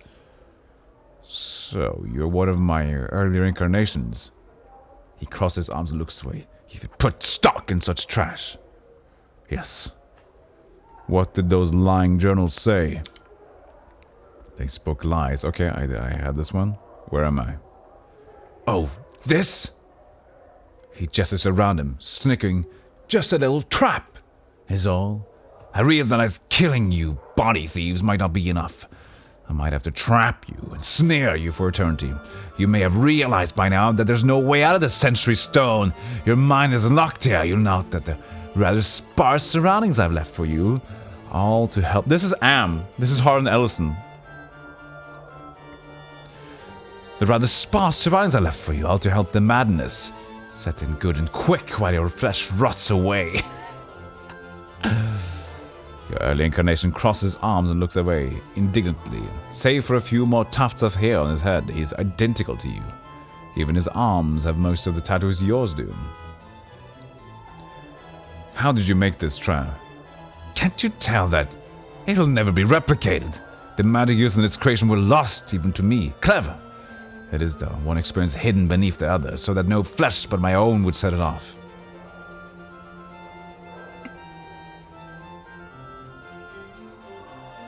Wait, what you read? The story? But if your flesh sets it off, wouldn't that mean I'm you? You've trapped yourself. I'm trapped myself, don't you see? But that's not... You're one of the... I thought I put it in safeguards. How could you? It's foolish. He wrings his hands together. How to get out? How to get out? I've forgotten. Wait. I'm the only one who can release you. And that I won't do. If you are I, then you can release yourself. Try to release yourself by willing the trap open.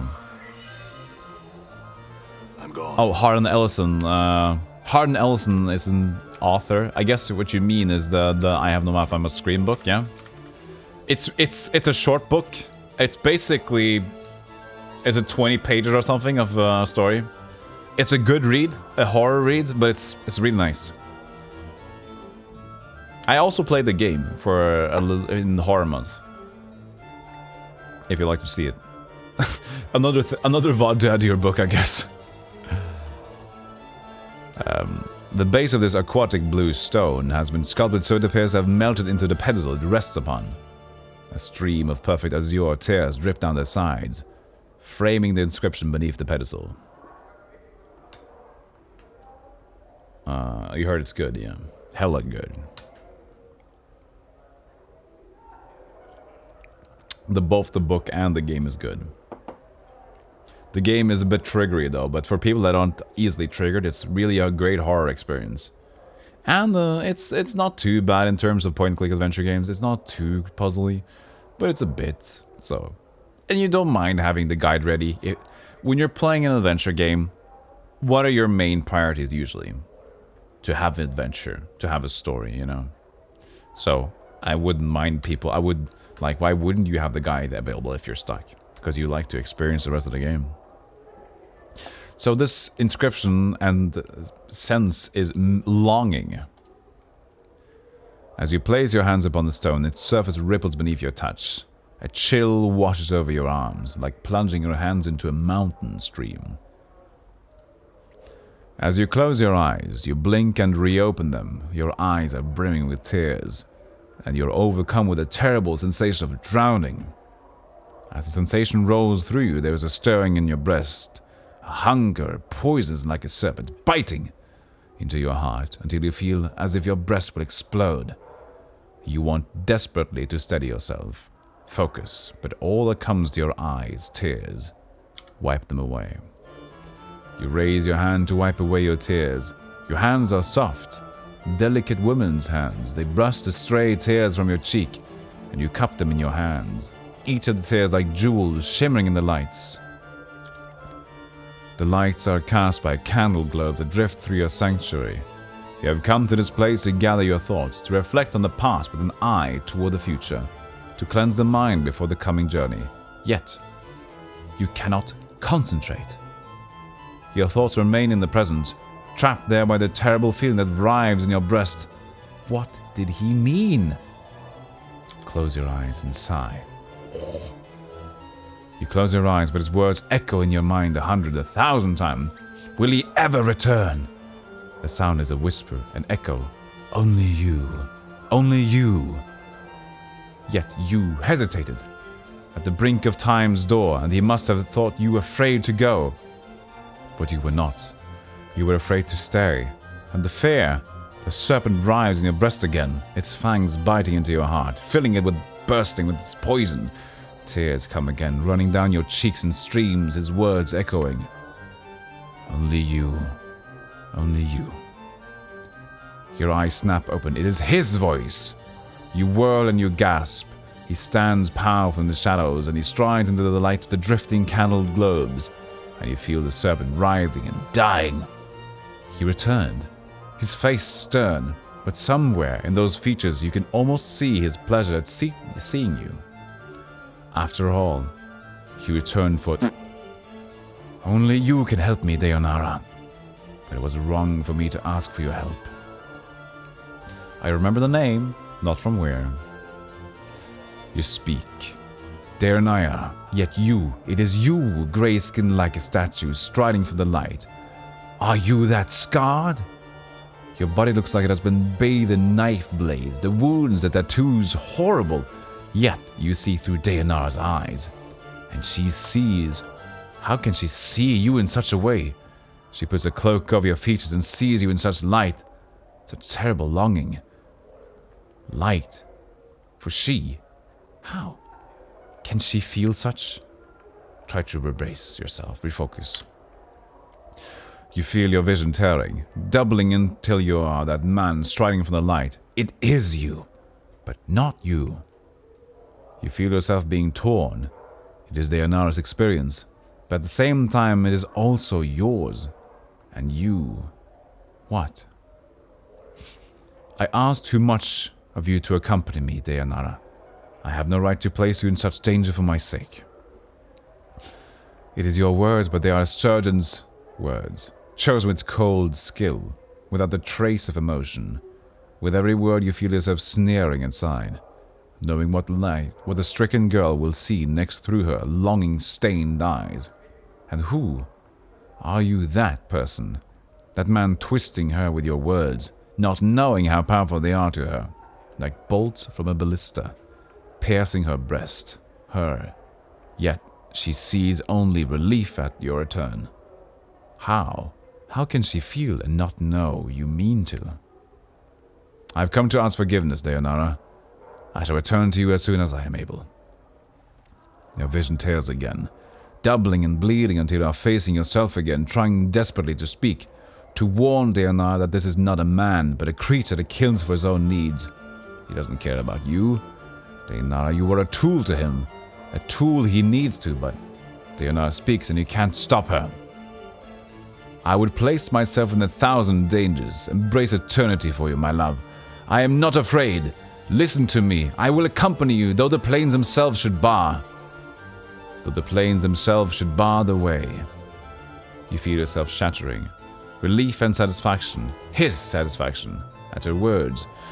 Knowing she would say them. Always knowing. And her admission of love is like the slamming of a portcullis across your heart. Trapped. She is yours, but you must be certain. So you drive the nail home. The way is dangerous. You'll have to be strong. Far stronger than you are now. Swimming through her mind, relief the wave of relief. The end of longing, yet longing for him more at his words.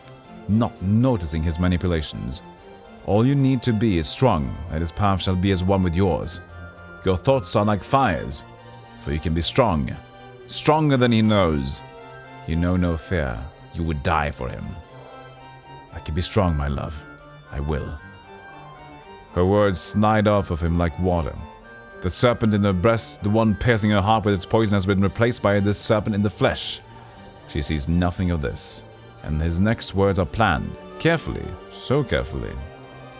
I can't say if we'll succeed, Deonara, but I'll do my best to protect you, and I will expect nothing less of the same from you. You may be required to make some sacrifices. At that final terrible word, you feel yourself being torn apart. He means her no harm. He means you harm, for you are her. This is very convoluted. And he means to hurt her. Yet you need her to be harmed, and he needs him to be hurt, and him needs to be him. Who's the uncle? I'm your friend, but I'm your nephew. You want to scream. Scream at her that she's in danger. Run! Run, Deonara, for her eyes, and make all things stand. Of course, my love. Life is sacrifice. This I have learned. You, she, her. You speak the words, and in it you feel yourself dying inside. You're a spectator. You watch the woman die, for the words are a death sentence. Yet still she speaks, unheeding, uncaring. I left a legacy in my father's keeping, my love. Ask for the 6th, the 3rd, the K, and the S. In it, I bequeath everything to you. It's not much, but with it, I left. What does that mean? Updated my journal. Updated my journal. You. Him. A wave of irritation washes over you. You clench your teeth to prevent the irritation from crossing your features.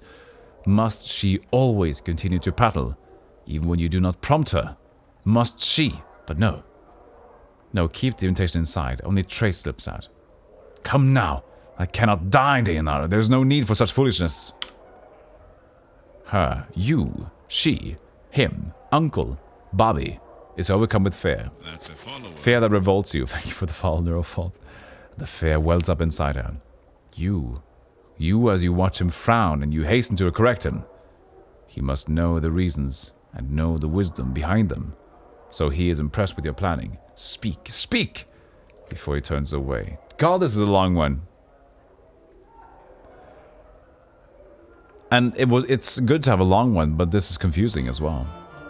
I know I often act foolishly, my love, but you said yourself that you can forget things if you are badly hurt. There are things in the legacy that could help you remember. You forget yourself. Updated my journal. You updated my journal. You coldly regard her through your eyes, tracing your gaze along her furrowed brow, wrinkled with worry, desperation. She has acted as you expected. There's something in what she says. Perhaps, yet I hope nothing in this legacy is of value. I do not want you to leave any things here in some safe that could be of some use on your journey. Her illusion is shattered. Just for a moment, you watch, silent as the emotion falls to the ground, splintering like silvered glass. Of some use.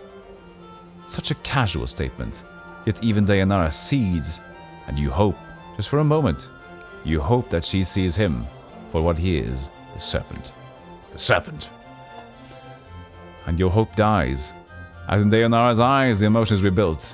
The slivers being drawn from the ground, the illusion rebuilt. But a slight sliver of pain remains. He thinks you have done something foolish. Yet you did it for him. You must make amends. But how? You must convince him the legacy is unimportant, but it isn't. It isn't. It's everything. The legacy, my love, it just has a few things to help you remember. The scythe of words falls on Dayanara, so quick, so sharp. You cannot follow its arcing path. The legacy? Things you do, Dayanara. Such romantic gestures. No matter. God! Stop! We're too far in it. I'm going to read the chat. We need a break. You appreciate that you're a fool assisted instead of stubbornly frustrated. I don't enjoy watching the stream. It can be frustrating for several hours. Perhaps some people do. Have you ever played Deja Vu for the NES? And not myself, but I've seen it. It's great.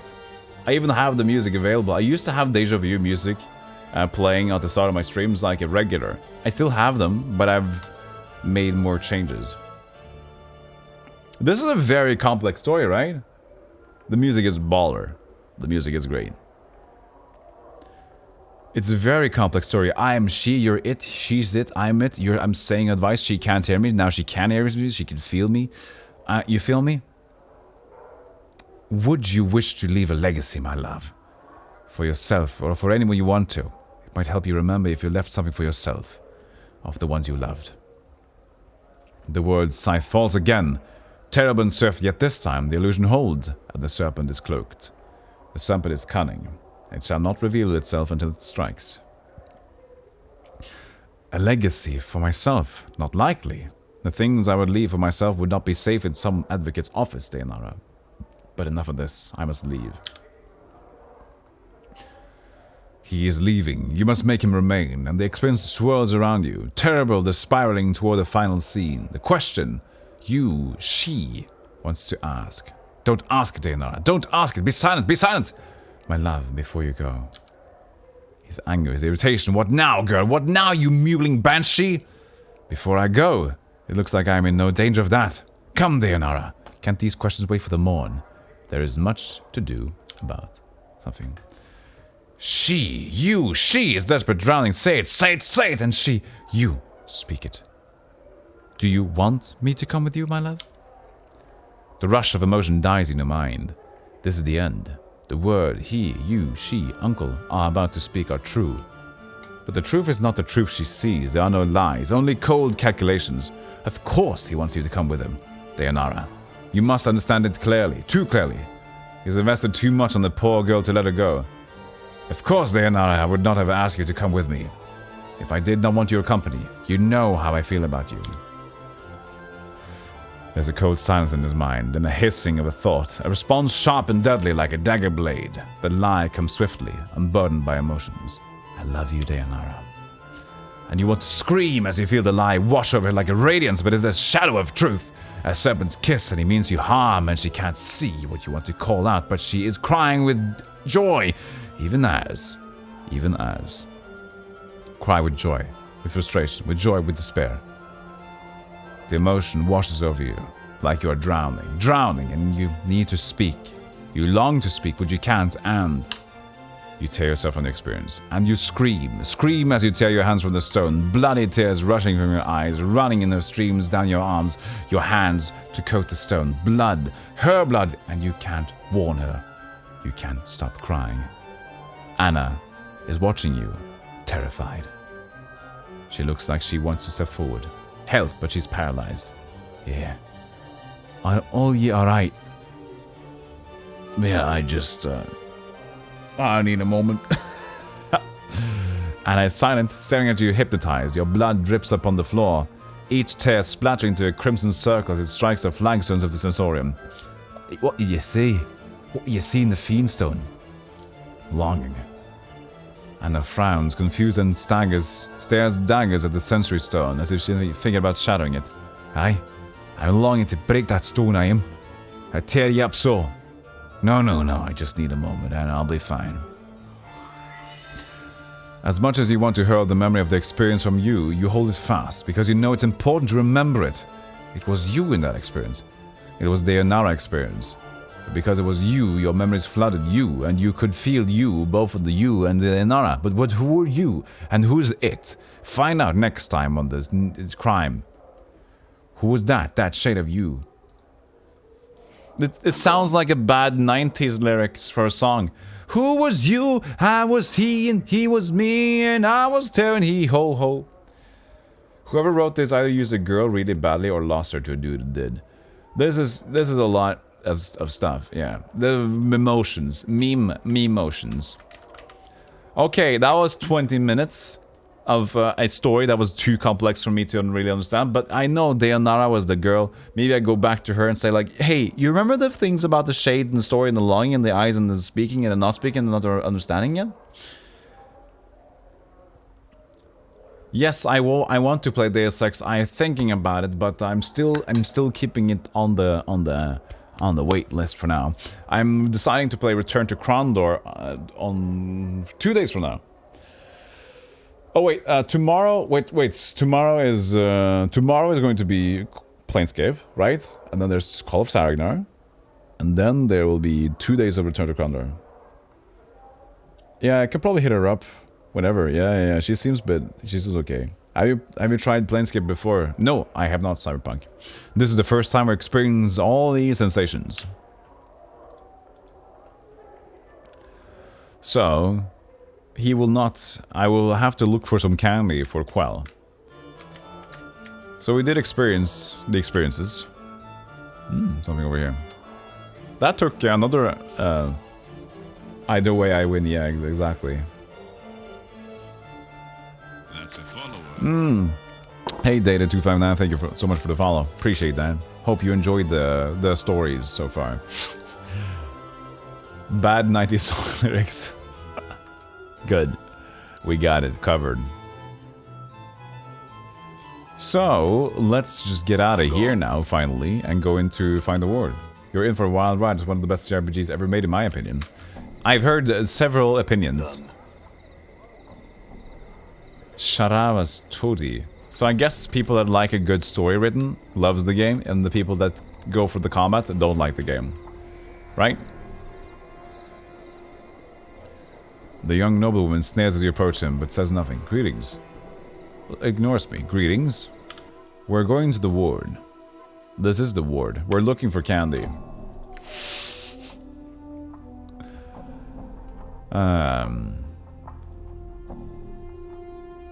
Okay, so la la la la la. Quest journal. Daynar's final days.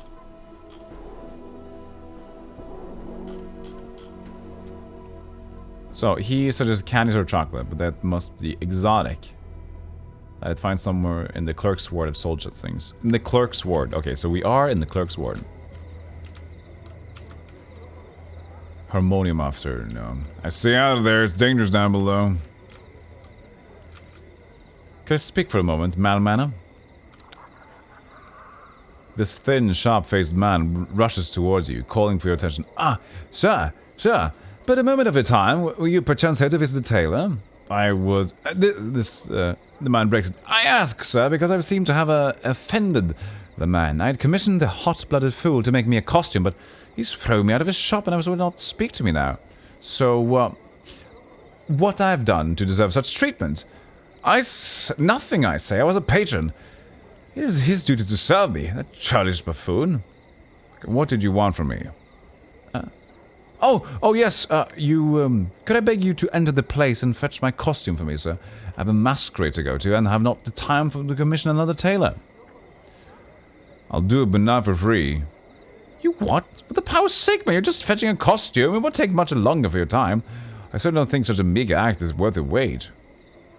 Fine, I'll go get it then. Updated my journal. Oh, most excellent, sir. This is the very building. Right here. He points to the long, low structure just north of him. I thank you, sir. Really. So, no issues. Yeah, that's probably right. It's very story and decisions focused. Concalves. Goncalves. The short, heavy-set, middle-aged man is wearing clothes, but it seems to be spun of glittering gold. In his hands he holds a bolt of cloth, strung taut across a wooden frame. He's currently embroidering some pattern into the fabric. The man doesn't seem to acknowledge your presence. He continues to work at his embroidery, muttering under his breath. As he sews, shimmering motes of light seem to sparkle and drop from the tip of the needle. Good sir, did you hear me? The man does not look up from his work, frowning distastefully as he answers you. Yes, yes, and I am certain that what you need is truly quite urgent. Now, if you could be silent for just a moment. Wait quietly. At last, he sets down the embroidery and looks up at you. Before you can speak, however, he suddenly picks up another item and sets to work on it. Again, as he works at what looks to be tiny, colored sparks drip from the fabric. Look, I just have a few questions. The man sighs loudly. No doubt you do. Now, you've been kind enough to wait quietly for a bit. I am certain it shan't see you dead to ruin your tongue for a moment more. Anna says, Sweet, shove it in, Pike. Anna snarls. You there? You will be having no more of this waiting, so you better. The man glances up from his work and seems to see Anna for the first time, tutting softly. He shakes his head. Lass, what in the maddening winds of pandemonium has possessed you to dress in such a way? Eh? Nani? Her surprise quickly falls into a frown. What do you mean? He gestures at Anna's outfit. The ladder, miss. The sheer impracticality of it. The emphasis on the bust line, especially the also convenient cross slash across the bodies. Your outfit was obviously designed to placate someone's hormonal urges rather than to keep you comfortable.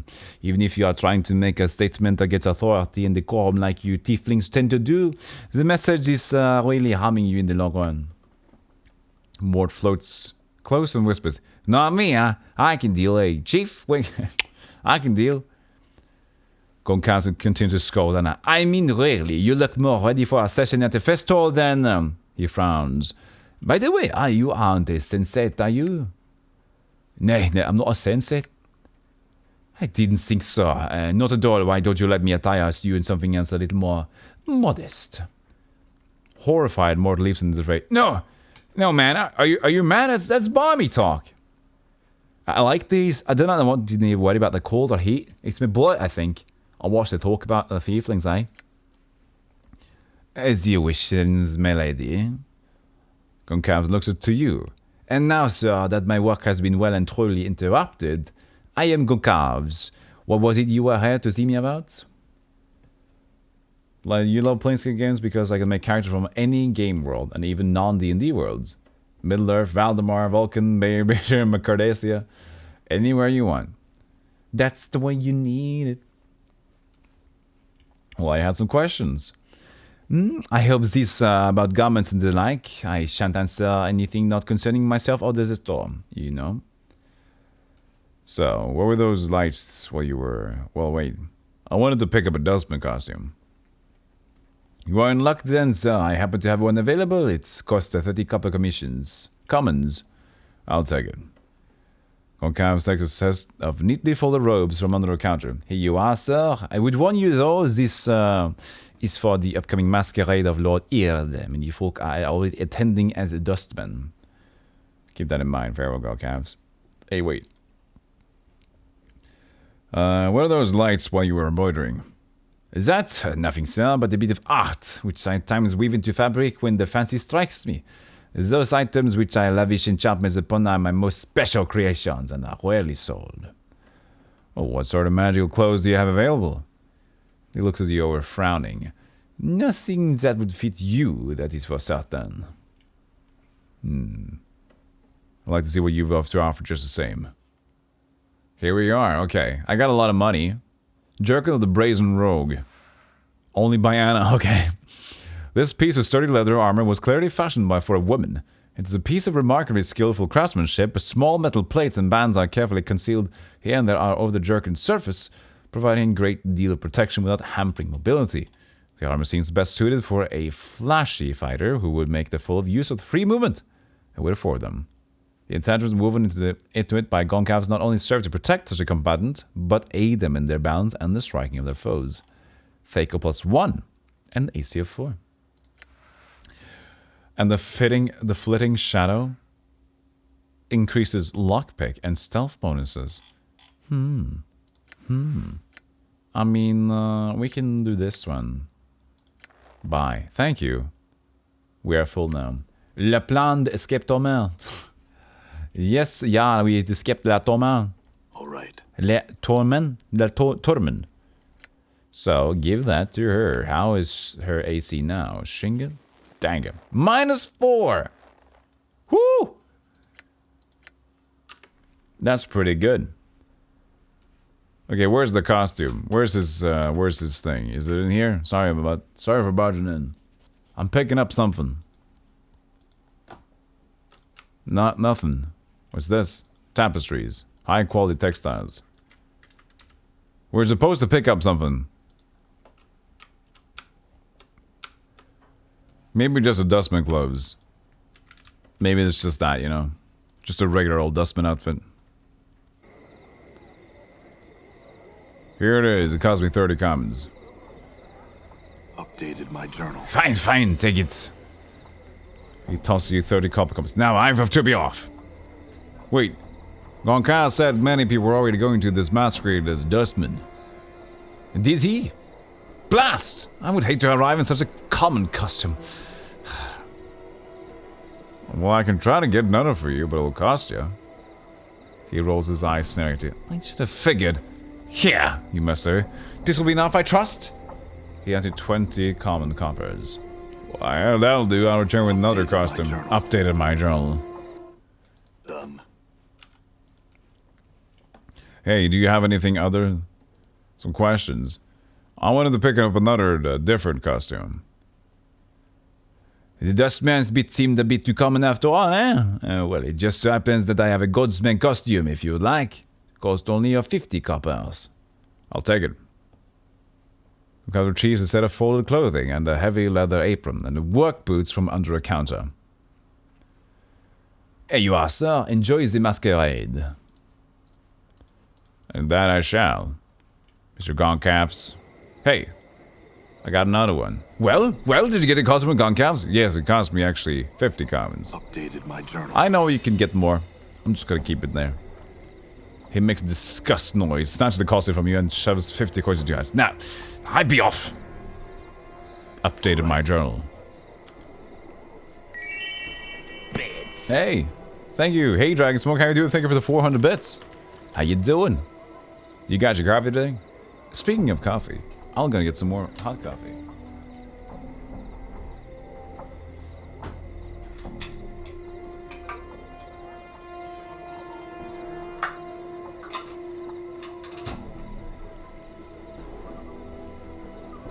I always have coffee when I watch Stealthygolem. You know that. You know that. We know that. We need it. Coffee is life. We almost praise coffee, but you know what we do praise? We praise Jerry.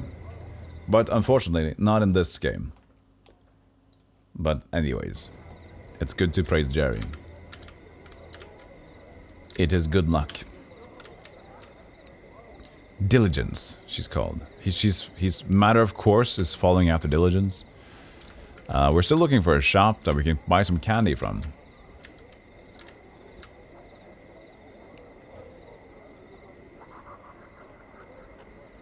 This older, stern-looking woman is clearly on her way somewhere. When she notices your approach, she studies you with a disapproving, tight-lipped frown. Greetings. The woman nods curtly, speaking in a tone cold as ice. Yes, what is it? And watch your words, for I am Diligence, 4th Magistrate of the Ward. You're who? She stares at you with a disgusted look on her face. Was something troubling you about my appearance? I should most certainly think so. Should the Power Regulation Act be passed, people of your sort won't be permitted to traipse about in such a manner, half naked and filthy as you are.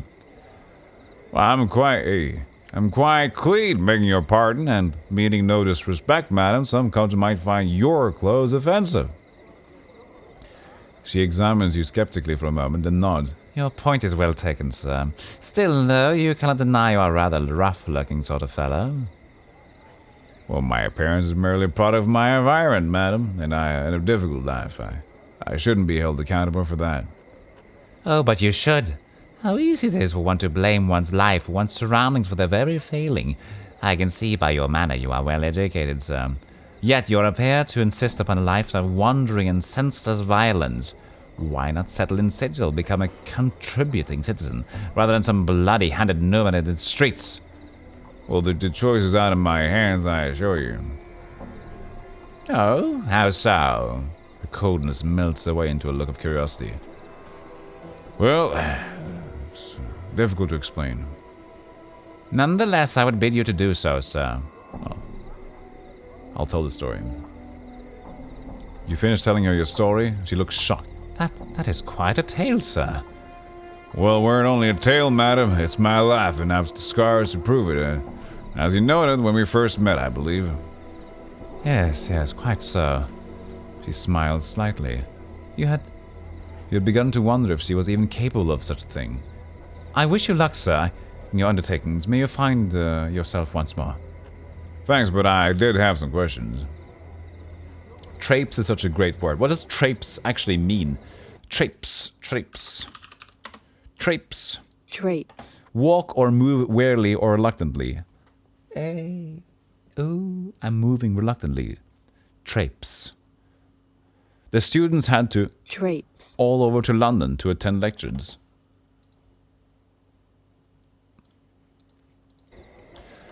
By the way, this game is very non-linear, so if you finish it there, probably stuff you could go look up online. Yes, I know.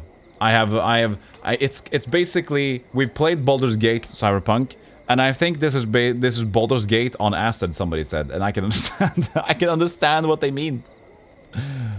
Walk like an idiot, basically. So why did they have the students of London walk like an idiot? All the people in London are an idiot. Thank you, Google. No, of course, Google doesn't know. I wouldn't know.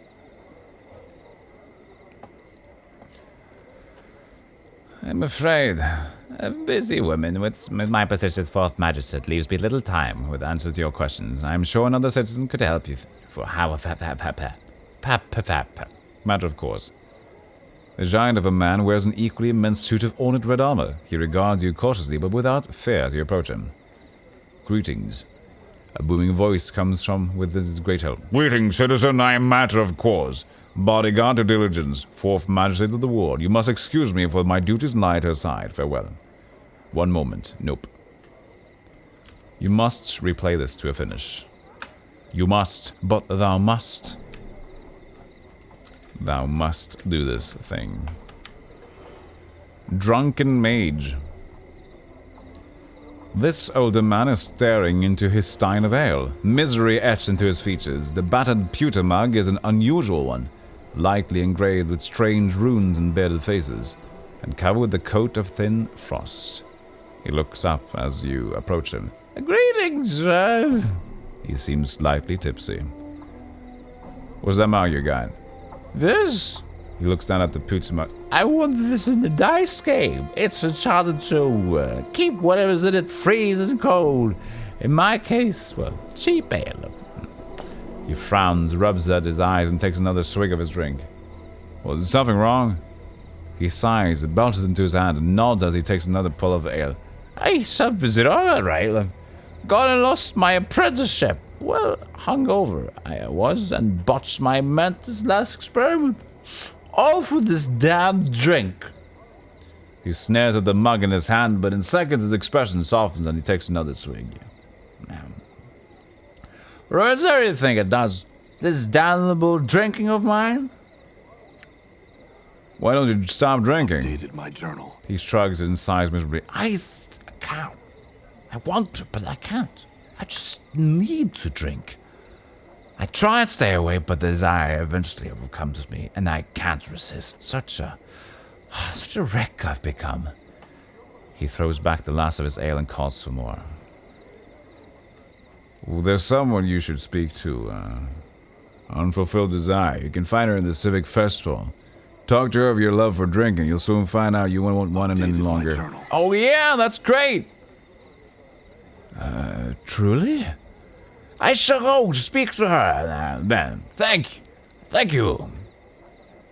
He pauses, looking down at his empty mug. Here, I'll take this. I don't need it no longer. He hands you the rune-covered ale stein.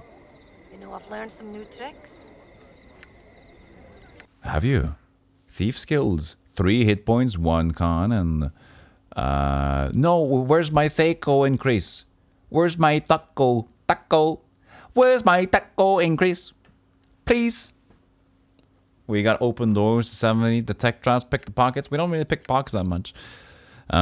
We can detect traps, stealth, and we can do this. We can do it like a very nicely across the board here, okay?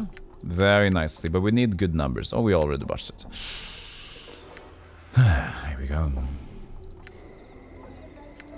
How much do I level? Where's my level at? Ooh, close. Not so close.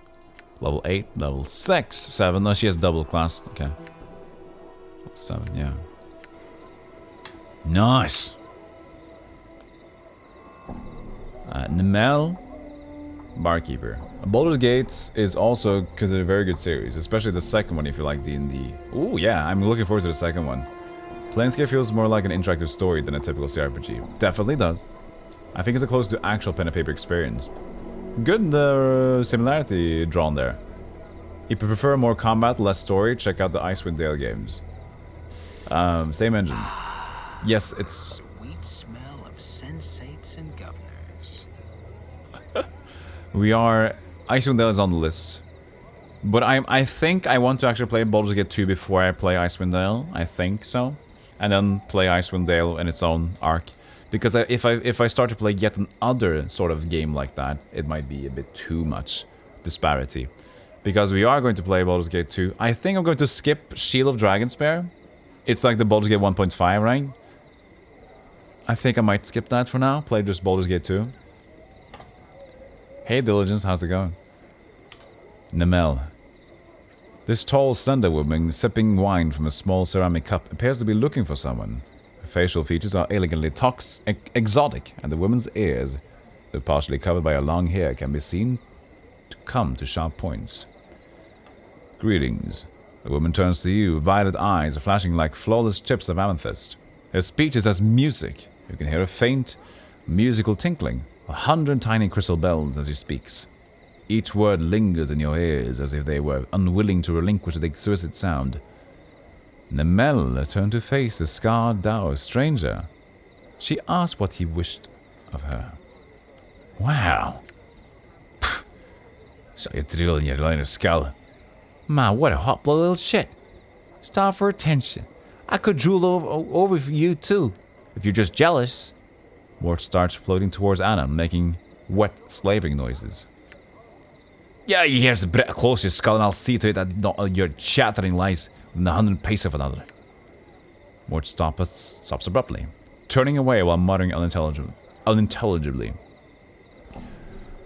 You're Namel? I was told you know the command word for this decanter. Oh, that's the Mel? Okay, I see. That's the decanter. It's been a while, sorry.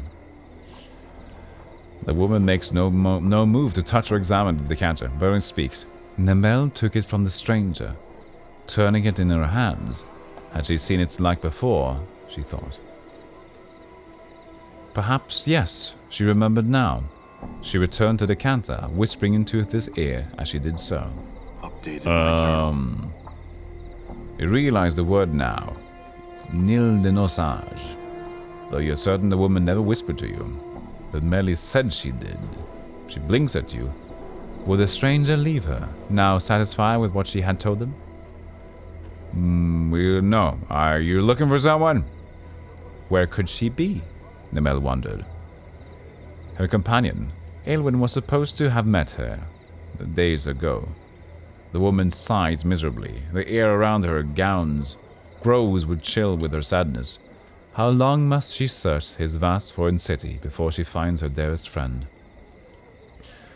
I can try to help find her. What does she look like? Namel clasps her hands together and bows her head to you. She would be so pleased to hear news of her friend. She told the kind stranger what Aelwyn looked like, so that he would know her should he come across her. An image forms in your mind, a woman who resembles Namel, with golden eyes and hair of fiery crimson. Updated my Well, I'll journal. return if I find her. We got the decanter thing. And did we... The decanter quest. I can't remember. Let's look in the journal. Search quest decanter.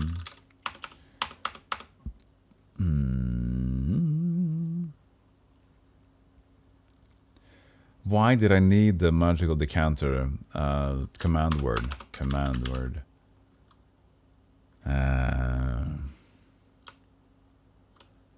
Okay.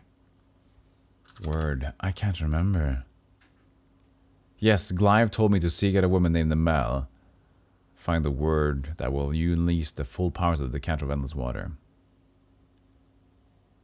Okay. Glyve told me that. Glyve. Why would Glyve? Glyve. Okay, good. Day 3. Hour 7. Oh, I can't do that. Day 3. Why would I need to... Glyve told me to speak.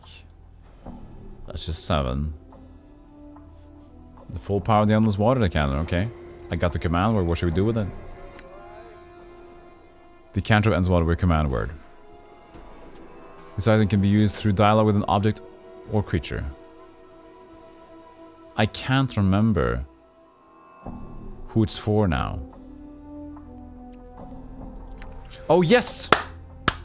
The guy that's on Endless Fire. Okay. Get back to the Smoldering Inn or something? Or something. And give the fire spirits the endless decanter now that we West have the command word. Okay, I think I remember now. I envy you if you haven't played Baldur's Gate 2 also. Might be the single greatest D&D RPG I've ever played. Are tacos a thing in Europe? Yes. You know, I have to say, Blinko, you know how much tacos are a thing in Europe? I could basically say, at this point in time in Norway, that tacos, at least the way Norwegians make taco, it's our national dish. I shit you not. We got something called Taco Fredag, which is basically Taco Fridays. Everybody does it. I'm serious.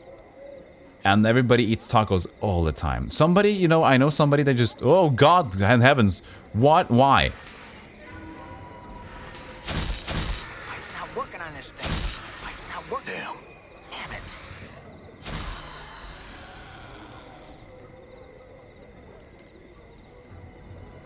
Why, but yeah, sorry for distraction. Why did the random woman, the shadow woman from the queen thing just appear? Yeah, so it's fun. It's basically our new national dish now. Everybody just eats taco, and somebody just eats taco. I mean, I understand, because it's quite easy to make, and it's like, it's fresh enough. With veggies, avocado, and some cheese, some meat, and you can change it up.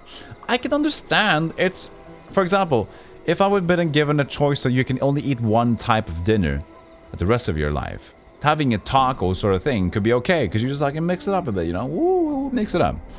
And so it's just become a thing. So yes, very much a thing in Norway. Tacos and frozen pizzas. Welcome to Norway, everybody.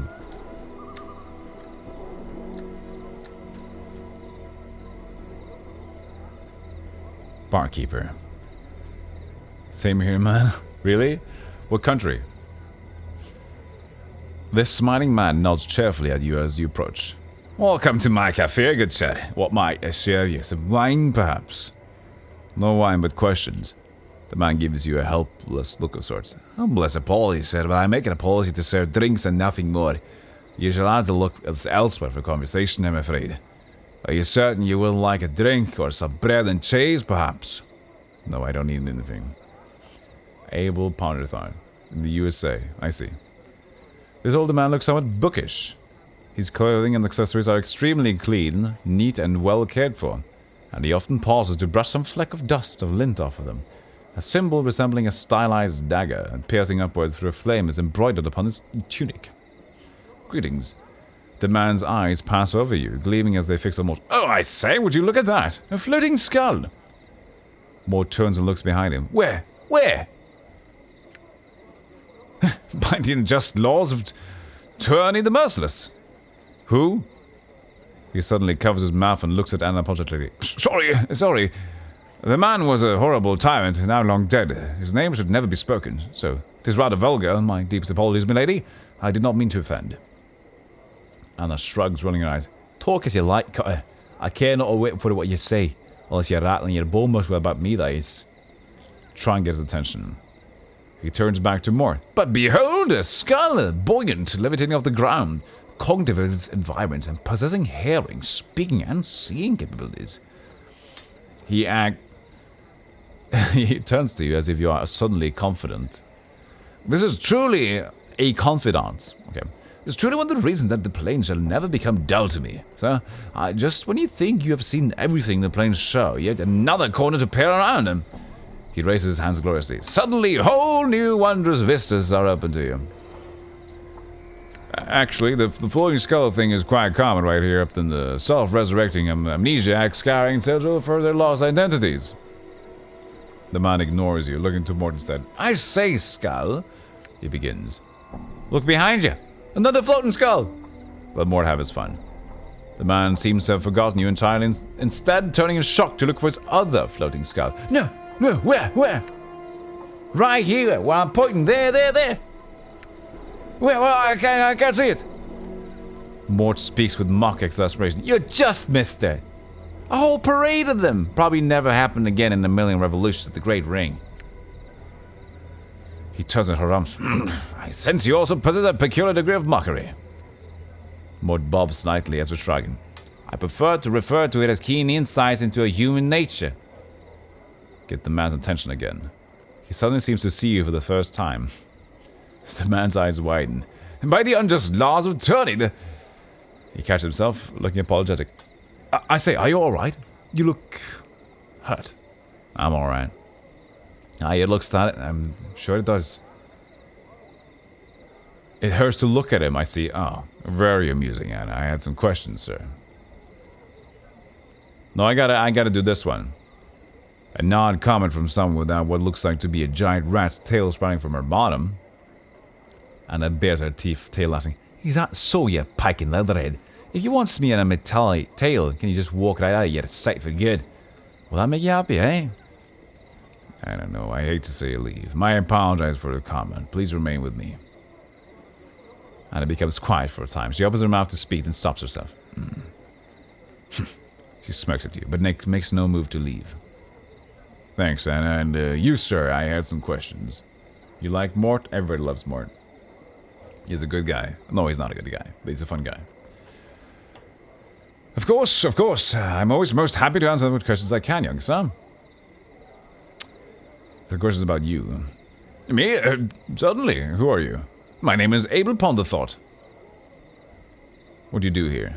I passed my administrator exam just recently. I've achieved the status of an A9, a research consultant in the Hall of Records, one of the many aides specializing in physical laws and history.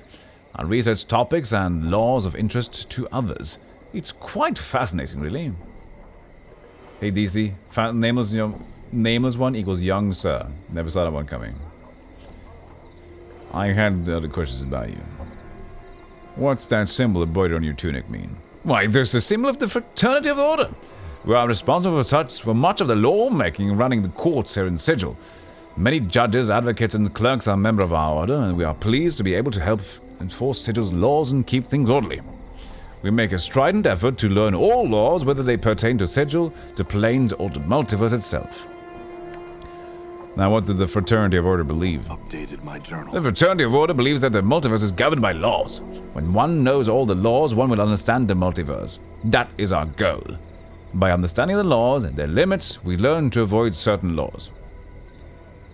If you don't mind me asking, what sort of benefits are in this position? Well, our fraternity allows us to read languages quite easily, and we may use some rules of the multiverse on occasion to suit our benefits. Languages, can you read this? I think it's a journal of some sort. He glances over it, eyebrows raised. Odd. No, I can't. Is it a language? I'm not sure. I don't really know. I have some questions, though. About this place. More about you, no. This place. Why is it called the Clerk's Ward? It's the seat of much of Sigil's record hold and administration. The staff of these places give the ward its name, and many clerks, scribes, priests, bureaucrats, and administration officials live in the ward. What's of interest around here? There's one of the finest advocates in Sigil located there, the Civic Fest Hall, home of the Society of Sensation. It's also located nearby. He lowers his voice. And the brothels, of slating intellectual lusts. Tell me about the advocate. He's also one of the Fraternity of Order, though his time there has ebbed somewhat since the unfortunate troubles he has experienced. I am not one to speak of them. His residence is just across the way, south and east of here. What's of interest? No, let's not talk about the other two. It's fine. Do you have any work available locally? None? Temporary, sir. Something else. About this city. I'm curious about the factions. Yes, there are 15 factions in Sigil. Once there were 49 factions, and then about 600 years ago the Lady of Pain let it be known that only 15 would remain. That was known as a great upheaval. And sure enough, in a fortnight, 34 of them perished or faded. Many thousands died by sword or by other means. Many were simply found dead. I, myself, am a member of the Fraternity of Order. Others include the Believers of the Source, the Dustmen, the Harmonium, the Mercy Killers, the Revolutionary League, the Society of Sensation, and the Zooarchitects. Whoa! Tell me about the Fraternity of Order. The Fraternity of Order believes that the multiverse... Oh, we know this one. Believers of the Source. Updated my journal. The Believers of the Source of the Godsmen believe that every living thing in the multiverse has the potential to become a power. The Godsmen have their headquarters in the Great Foundry. and they have helped to keep peace and sigil in a number of matters. They have no desire to see any creature placed in the dead book before it has a chance to reach its potential. So is the Great Foundry the same as the place with the Fortune Steel? The Great Foundry, question mark? You're going to find a door there, so...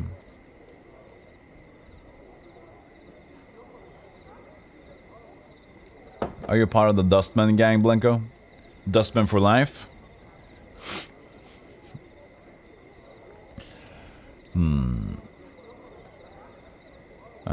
Yes, so more factions.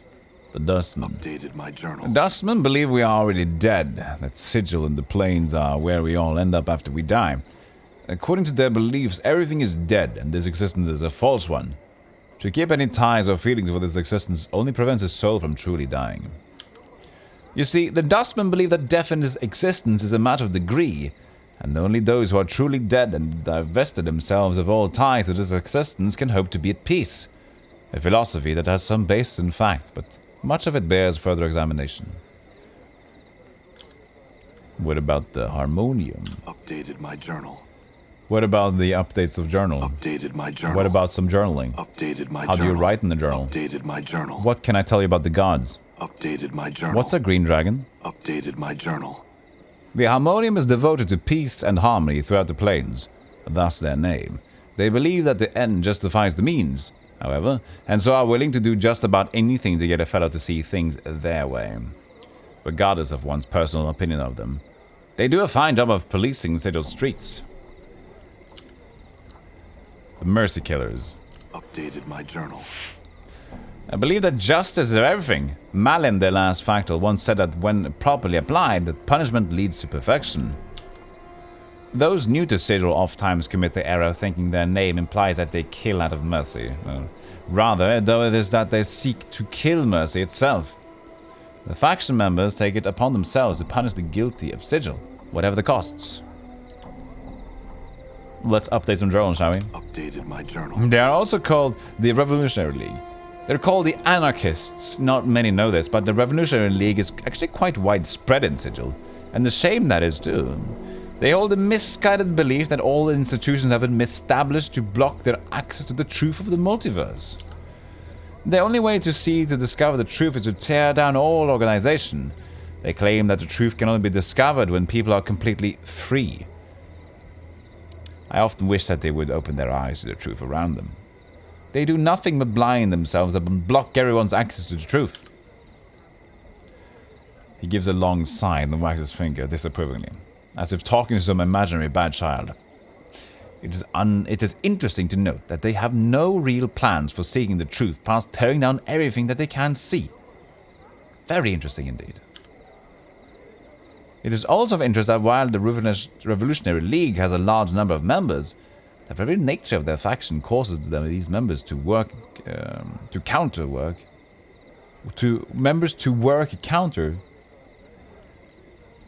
to each other's interests. Okay. The very nature of their faction causes the members to work counter to each other's interests. A weird sentence. Often cells fight among each other, each one claiming to know the proper way to go about tearing everything down. What about sensations? Updated my journal. Ah, the Society of Sensation. They are one of the most prominent of Sigil's 15 factions. They hold the belief that the true dark of the multiverse can be known only by directly experiencing as much of the multiverse universe as possible. Tasting every substance, feeling every range of emotion, and visiting every place in the multiverse. Their faction headquarters is at the Civic Fest Hall, where they seek to bring experiences to all of Sigil. At the moment, they are the most numerous faction in all Sigil, and the most powerful. If I'm not mistaken, the most recent census of their members is over 20 times 1,000 members. Hey, Leader B. Oh man, Planescape Torment, I will be an old man when I get around to playing this. I have 100 hours into Iceland Dale. Really? And only just starting the Heart of Winter. You got Iceland Dale 2, Planescape 1 and 2, and this to even start. Along with Pillars of Eternity. I don't think I will ever finish all of them. Yeah. I'm ish where you are. I have not played Icewind Dale, I have not played Baldur's Gate 2, and not touched Pillars of Eternity yet. We shall see how time will what time will tell. What about Zao's attacks? Updated my journal. Here I'm rabble-rousers? Not a proper faction at all, that raggedy bunch. Why, even this revolutionary league is more organized. The Zao's attacks think that by embracing chaos, they'll somehow discover the secret of the multiverse. Ridiculous notion. He did not like the Zao's attacks. What do you know about Ravel Puzzle? Ravel, if she truly existed, and there is little to prove that she did, was a night hag, one of the inhabitants of the Grey Waste, one of the lower planes, and believed by some to be the worst of the lower planes. As the legend goes, Ravel was mazed several centuries ago. She was believed of being a mistress of many strange magics, and apparently her presence and sigil constituted a threat to the lady. I'm afraid that I know little about her. Mazed. Ah, the mazes! These are creations by the lady, you see. She takes a small piece of sigil, copies it, and then uses a portal to place the copied bit into the deep ethereal. Once there, the piece of sigil then becomes a demiplane, an endless maze that curls and twists about itself. There was a free isometric RPG on Epic yesterday, but I can't remember what it was called. Oh yeah, I think somebody called... Somebody... No, wait, that was another game. There's also Neverwinter Nights. You don't like how it looks? I think Neverwinter Nights plays okay. I played one chapter. It seems nice. I can't remember whatever that free game was, but I don't really use Epic or have it on, so I don't know. The lady uses these mazes to imprison anyone who threatens her power. When she has determined that you are to be imprisoned, there's no escaping them. There is believed to be a way out of each maze, but it is most likely extremely difficult. Do you have a New Year's resolution, Stealthy? Like being the most famous Twitch broadcaster in 2022? No. I don't have New Year's resolutions often. I think for some people it's a good new start. But I just have it to be like, let's make it another good year. Whenever I make a new decision, you just start immediately. Don't wait for New Year's resolution. Don't be like, if you could do me one favor, don't be like the people that make the New Year's resolution and in January, I see this myself, I talk to people, and outside the gym is suddenly, you know what, it's lined up a queue outside the gym to get in. Just do it now. Don't wait. Just whatever you think you should do, go do it. Chase your thing. Hey Ixie, how you doing? This game I've always meant to finish.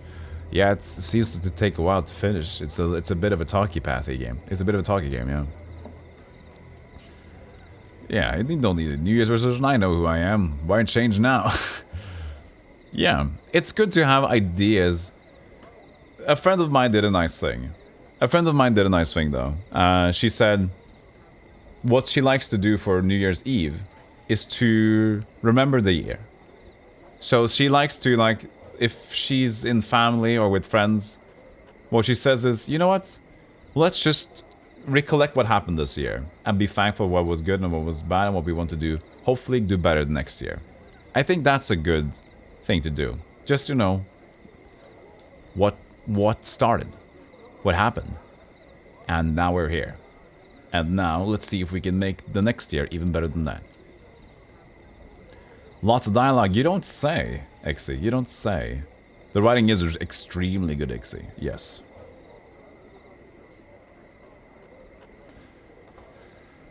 Blood War. The long-standing war between the chaotic Tenari and the lawful Batezu. It is a war of ideology that's raged ever since the two races crossed paths in the lower planes. And the multiverse has been in its shadow ever since. My Blood War history is somewhat rusty, I'm afraid, and there have been numerous clashes over the millennia. I think that's it. The multiverse. The finely dressed, well-groomed man is relaxing here, enjoying the outside air while he's sipping in a beverage purchased from the nearby cafe. Greetings. Greetings to... He pauses when he finally takes a good look at you. To you as well. He smiles uneasily. Something troubling about my appearance? No, sir, the trouble is mine. I'm merely unaccustomed to the sight of such a worldly-looking fellow such as yourself here. He closed his eyes briefly, holding his hand to his chest apologetically. I pray you'll pardon my blanching when I first saw you. Worldly? Well-traveled, if you like. That is to say, your appearance, what's slightly disheveled. Rough about the edges. You may find you stand out a bit here, but Sigil is full of oddities, no? Thinks Clerk's Ward just sees less of them than the rest of the city, is all. Save for the fest hall, of course. You mean I look dead, right? Well, I am, you know, dead. Pardon, sir? Never mind, I had some questions. Ask what you will, I answer what I can. Ravel Puzzlewell. Name sounds familiar. Is she some sort of figurehead or a character in the book? I can't recall. Can I find work here? This man, the man wrinkling his brow. I shall take the liberty, sir, of assuming you're not seeking permanent employment. You might seek temporary work at the Advocate's home or the apothecary, and the fest hall is host to all sorts of goings-on. You may find something there. This guy's boring. Goodbye. Lore. Yes. Lands of lore. Torment is Tides of Numenera good? I don't have no idea. You played a little bit Blanco, and it seemed pretty similar, but also pretty confusing. Different system, different world, just supposed to be more of a spiritual successor. Okay. I'm gone. I'm gone. Great. What greatness is this? Done. What place is this? The Advocate's home. Done. A librari? An advocate. Yes, tell me your story, Advocate. The man is dressed in soft blue robes covered with intricate designs. Despite their opulence, however, the robes look wrinkled and worn. You place the man's age somewhere between middle age and early 60s. The worry lines make an exact determination difficult. As you enter, the man turns slowly towards you. As he does, you are suddenly struck with a terrible sense that you know this man, or did it once at one time. Greetings. The man squints as he's trying to place you. Yes? Is that something that I can help you with? Who are you? Updated my journal. I am Giannis. He studies you and frowns. Were you looking for me? I don't know. What is this place? I'm an advocate. These are my offices. Giannis' voice takes on an irritated edge. Do you seek counsel? If not, perhaps you'd best test your curiosity elsewhere. An advocate? What's that? Updated my journal. Mort breaks in with a whisper.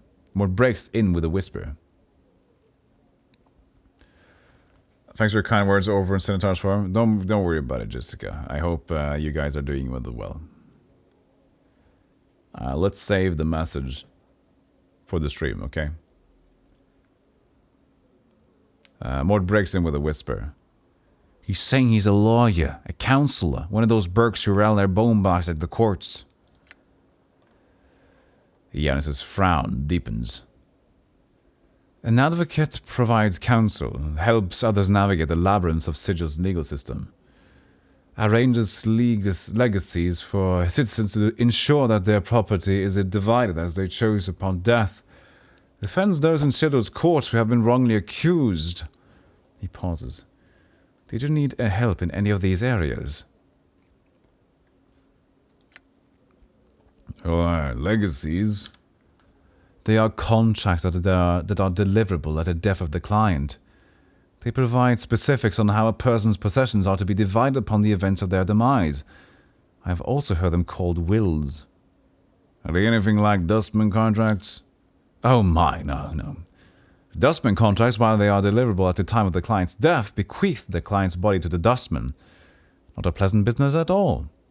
But some who are poor means find a dustman contract to be a means of support.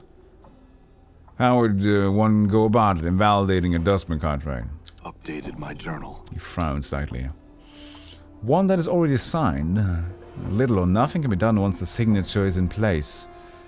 Dustman contract is quite specific on the destination of the corpse after death. Without the destruction of the contract, there is really nothing that could be undone. I see. Do I owe you anything for this information?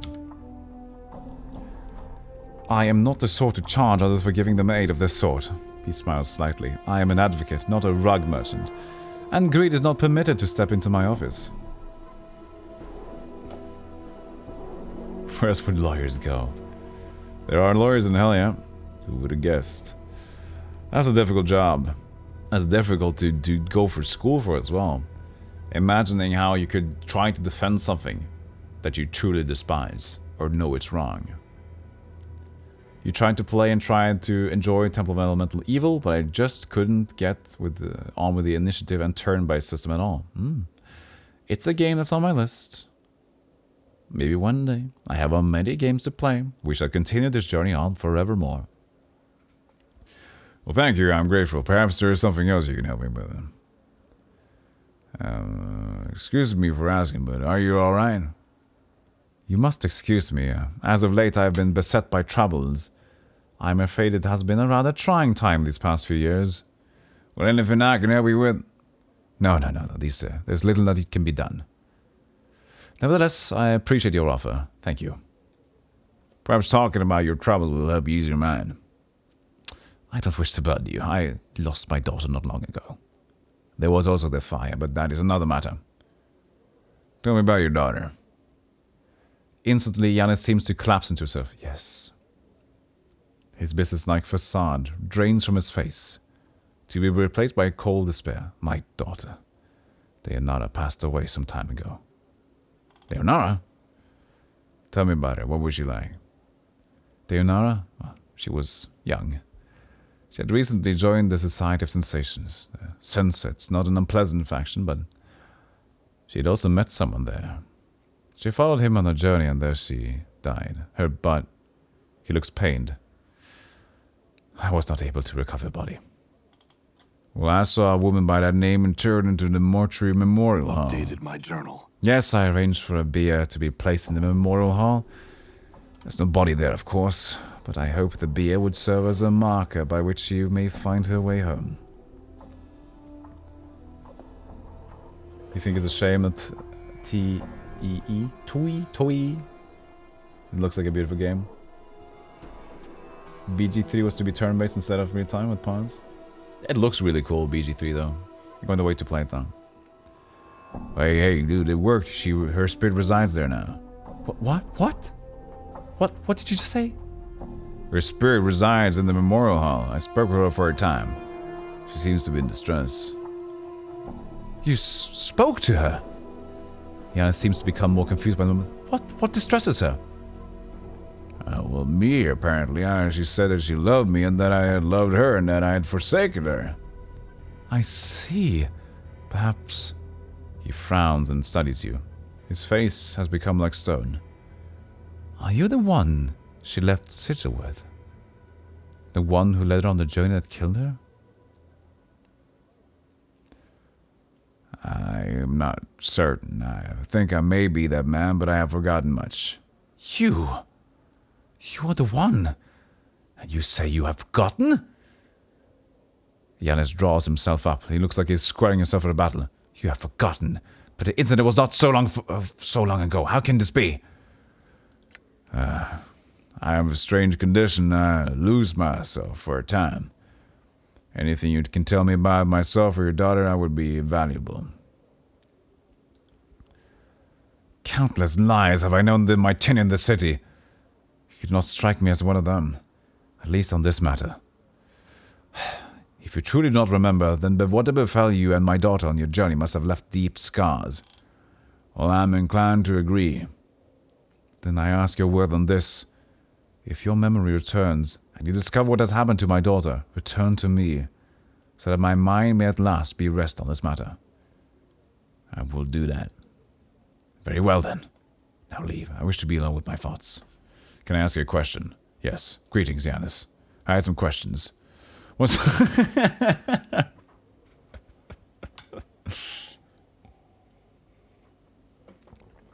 Can you tell me about the fire? There's nothing much to say about the matter. It was a strange, localized fire. I cannot imagine what would have been precious in the documents that were burned.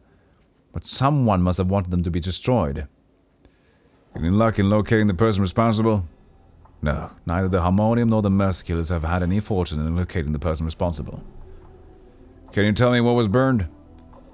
A number of old legacies were burned, and some mementos and other keepsakes of value only to me. Okay. BG3 also made Divinity Original Sin, which is possible combat. Yeah, I think BG3 is the same style as Original Sin 2. So it has, I think the right thing is possible combat, yes. So sure, it's turn-based, but it's the one where it's basically, it's a timer, but it's real-time.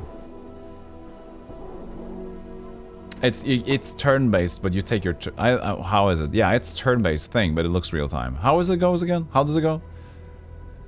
Yeah, I think it's still turn-based because of Divinity Original Sin 2. Basically, what I'm trying to say, I'm sounding like an idiot here. It's most like Divinity Original Sin 2 in terms of combat. I tried it a bit with my friends, but we chose to wait for it because we got some cutscenes where there were just T-poses and it kind of ruined the whole experience, so we just stopped playing it. For now. Yanis, there is a Sentry Stone in the Sensorium that contains a fragment of your daughter's experiences. There is? But which one? You must tell me! It's one of the Sensate Sensory Stones. If you're not a Sensei, you could not gain access. He thinks for a moment. I must find a way. Perhaps they would make an exception for their father. Well, if you wanted, I could speak to someone. I certainly would make an exception in your case. Updated my journal. If you could, I would be most grateful. So I can say... I need to know more about Dana. I would see what I can do. But I would know more about Dana, though. What was she like? I heard this one. You say she was a sensei. Yes, sir. He got slightly more animated, as if warming himself on a precious memory. She had joined them because of her gift and the fact there was so much about the multiverse that she wanted to experience. The sensates lend themselves readily to the sharing of experience and sensation. A gift. Updated my journal. Oh, yes, sir. My daughter had the blood of an oracle running in her veins, but it was an unreliable talent. At times, she could predict the events before they took place. She had sight. She could see through time itself, sift through the threads of fate. Did you know where she went on this journey? She never said. I'm not certain she was capable of saying where they had gone. It must have been a terrible place.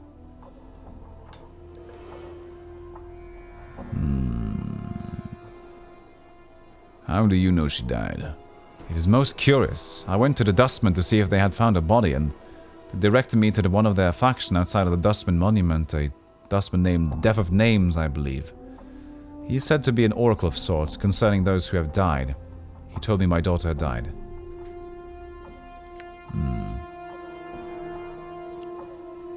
When your party is split up and one character picks a fight, the game will... Yes, that's the original Sin way. Yeah. So it goes around in real-time mode until there's a fight and then there's turn-based.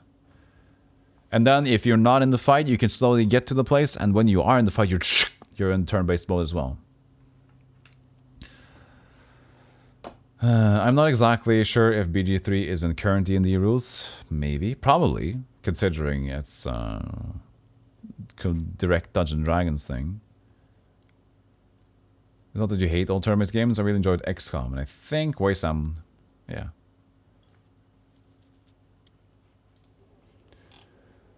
And there's something else you can help me with. Must take take your lead. What is an advocate again? No. No. I could use some counsel, actually.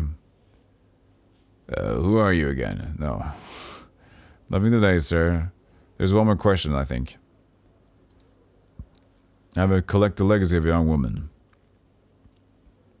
Oh yeah, the Indeed, very well. Do you remember the legacy in question? The young woman's legacy is 687 KS. Ah, it seems you spoke true. My daughter was known to you then. Hold a moment and I will see what was left to you. Updated my I'll journal. wait. Gain items. Nice.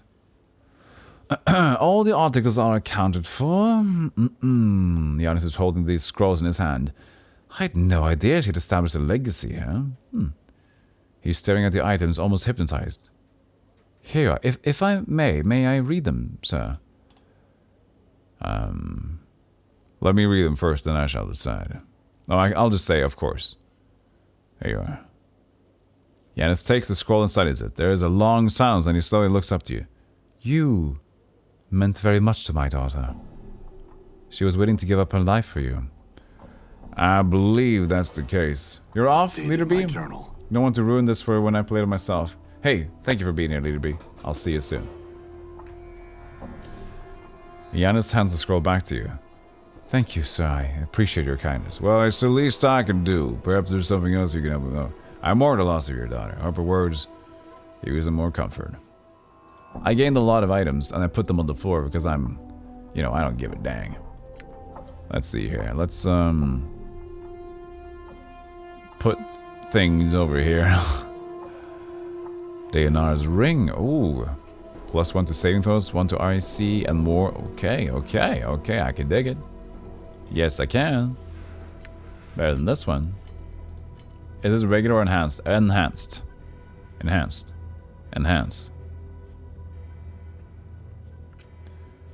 Mortuary key. We probably don't need it though, but we still got it. We still got it. Dead Nations Frost Ale mug. We got this mug as well now. Dodecahedron.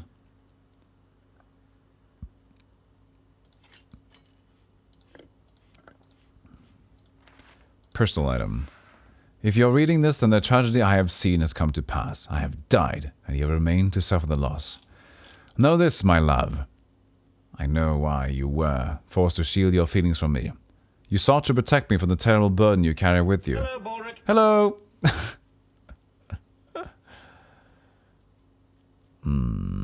I know you sought to protect me from the terrible burden you carry with you. The distance you kept between us was your way of protecting me. And the brief moments when we were alone and you let your feelings be known, that was when I knew you cared for me. Carry no regrets with you. Carry no guilt. For I came with you on your haunted journey of my own accord, and no matter how death came for me, I know that you did everything in your power to save me. Our lives are intertwined, my love, and death shall not be a wall between us.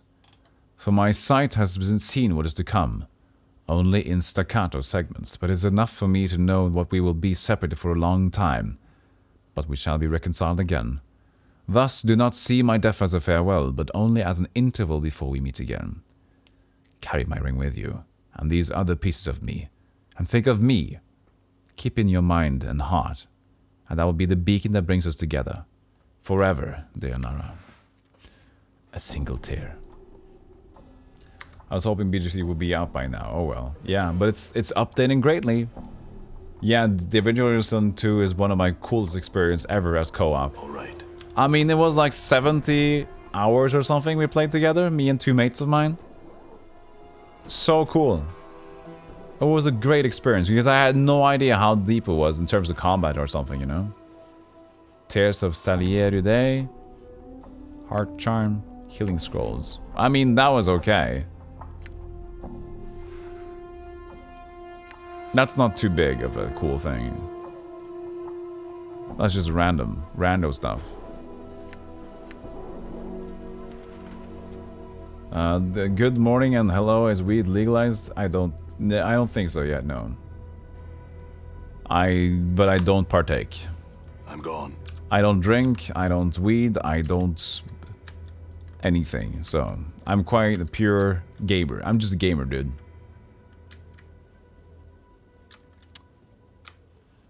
The thing I partake in is, well, like mindfulness and philosophy. I believe that you can learn most ways to deal with life, so it's better than having a substance to bend your own mind. I'm only addicted to being cool. You got it. And coffee. I'm addicted to coffee. Yes, I'm addicted to coffee. In the end, he was addicted to something after all. It was coffee. Dude, your TV is on fire. My god. Yeah, it doesn't really work that much anymore. I actually thought you... Hey, you goof. Cloudvic, you goof. I actually thought something happened in the game there. Like, what happened? You goofed me. You kappa. Happy Boxing Day, Sir Gav. Yes, happy Boxing Day, everybody. Box the shit out of somebody. Just punch a squirrel. Go out there and punch a squirrel, okay? I still haven't found the person who can sell me a candied good. Candied goods. I'd say a decision is dangerous down below. Yeah, down below, sure, dude. Sure, dude. And down below, but we need some candy. I want candy. Maybe the apothecary. Or the brothel of slating intellectual lusts might have candy, huh? I mean, you probably have to have some, like, not eye candy, haha. Not eye candy, but, I guess we can go in and check. I didn't dare to go in here.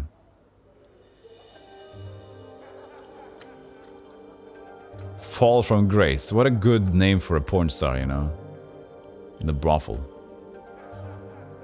Brothel patron, Dolora.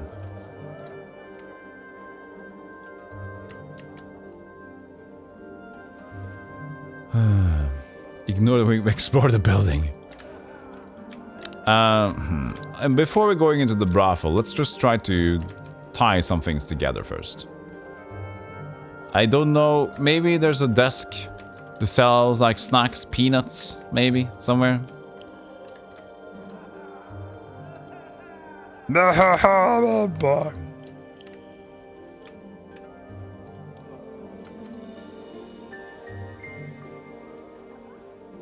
Sorry. This is good music here.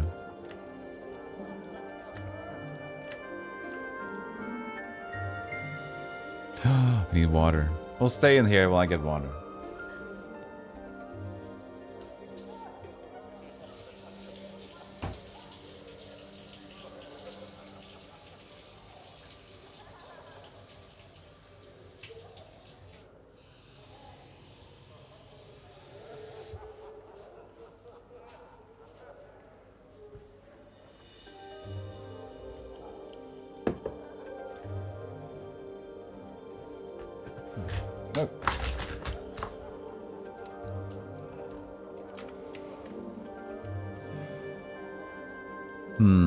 I want to just... We can go back to the Sunset Place to help out Advocate.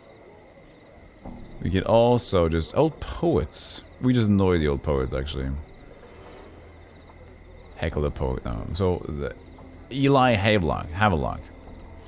This narrow-eyed, sharp-faced man is scanning his surroundings with a look of vague disinterest, pausing occasionally to look down and pick at his fingernails. Despite being clothed in silk and velvet finery, he manages to look unsavory and more than a little dangerous. Greetings. The man looks your way. His eyes are dark slits, like narrow stab wounds beneath his brow. His voice is low and gruff despite his slender build. Pike off. Not yet. I have some questions. You think I wander the world looking for strangers to spell dark for? Now pike off. What are you here then for? To be surly with passers-by? He stands quietly for a moment, then breaks a crooked smile. It's good that. He considers you for a moment. I'm a tutor at the Civic Festival. Name's Havelock. Eli Havelock. As a veteran scout, I'll teach the art of subterfuge. I'll teach you the fart. You mean thievery? His lips curls up and discusses sneer. Thieves. Updated my journal. And thievery of ice. It always is. 5 tours, spent as a reconnaissance operating the War of Lies. Scout is my title. Scout. Teach the ways of stealth and spycraft, not common thievery. Could you train me? I don't know. I've had enough time teaching petty pickpockets and curious senses for the time being. I'm not sure why I agreed to do it in the first place. What can I do to convince you? He purses his lips and looks skyward. Many things, I suppose. He looks you straight in the eye. I'll keep it simple for you, Jink. You want the training? It'll cost you. I'll pinch the lady's bottom before I train another Burke for free. How much? I don't know. 500 commons ought to be reasonable. I am a veteran scout, you know. 5 tours in the War of Lies I served. That's a lot of experience to share. How about 300? Done deal then. The most the two of you shake hands. Here it is. He shakes the rolls of copper coins in your hand and hides them away in his tunic. I'll meet you in the Civic Festival, where I'll train you. Farewell then, Dakota. I mean, this isn't a thief training, right? To turn to thief again? This is just like getting skills? I don't know. I mean, this is bad. They turn into a thief now? I'm still a mage.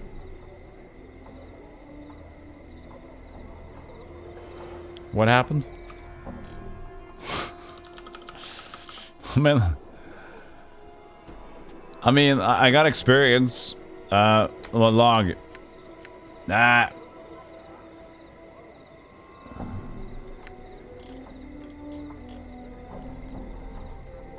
I haven't met him in the training hall, but you saw that didn't I gain experience just now?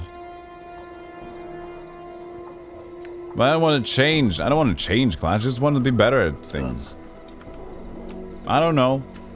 I don't know what I did. I don't know what buttons do.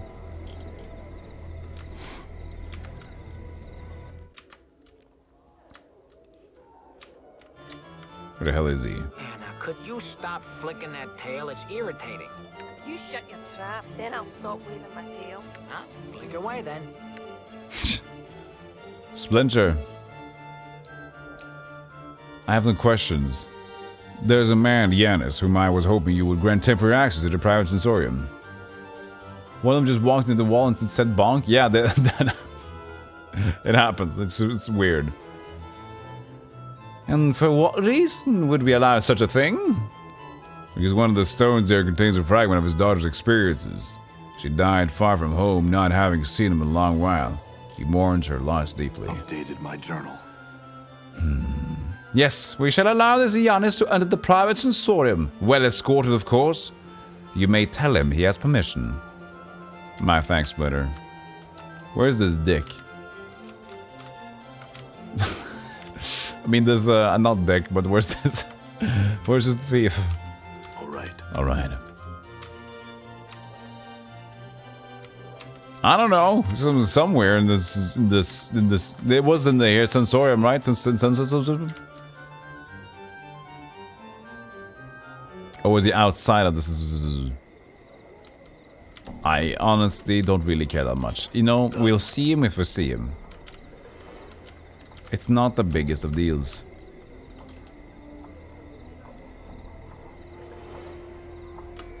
Oh, he turned around. He's like, no. Hey, this is the brothel. Whoops. Hello, Bolric. Done. Hey, Bouillon. You're still playing. Nice. Yes. For a little bit more. I think this is the place. Yeah. All right. Hey, I have your entry now.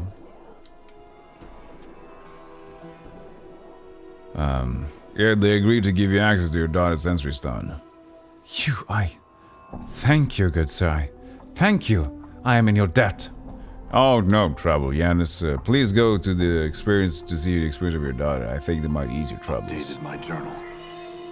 I shall, and I will, and I will, and I shall, and I will, and I shall, and I will. Done. How has your day been, Bouillon? Thank you again for the support earlier. The gift subs and the bits. Thank you. Well, I have to say, we haven't found the candy yet. So we have some options still. We have the apothecary, and we can still go right. Can still look for stuff. Performance artist. Put on the visible rope.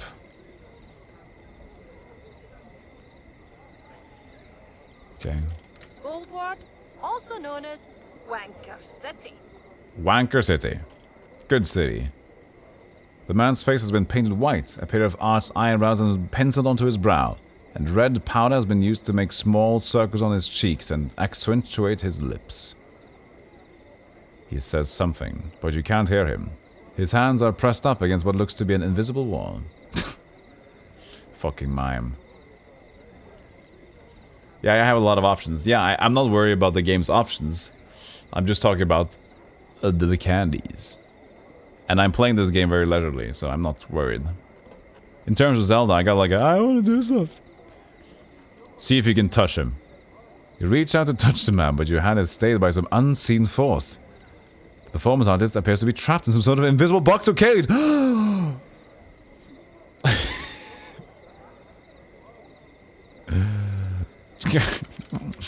I want to attack the mime.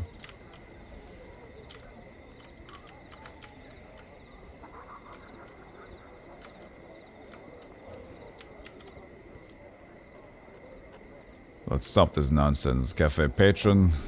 Café patron. Good morning, officer. Good morning, officer. Is this the apothecary? No. This is Art and Cure Galleria. Wasn't I here? No, apparently not. I'm gone. Well, they wouldn't have candy in here. Hello, Ivana. Before you was a well-dressed elderly woman in a gown of peach-colored and golden thread. She stands quietly, her hands folded together primly, and nods in your direction. It is then that you notice that she has no pupils. Her eyes are entirely white. Greetings, sir. I am Ivana. Welcome to my galleria. Feel free to look about, spending as much time here as you like. Should you have questions regarding any of the pieces, do not hesitate to ask me of them. I got some questions, Ivana. Well, one moment, sir. Your voice, it is heavy with age and wounds. Would you be so kind as to permit me to touch your face? Yes. Ivana smiles gently, running her old hands over the skin of your face. She frowns, looking slightly puzzled. So many scars, both old and new. They seem to... She touches the side of your throat, flushes, then pulls away. Pardon me, sir. I was curious to see how far they went. It's fine, though. They're everywhere. My whole body is scarred.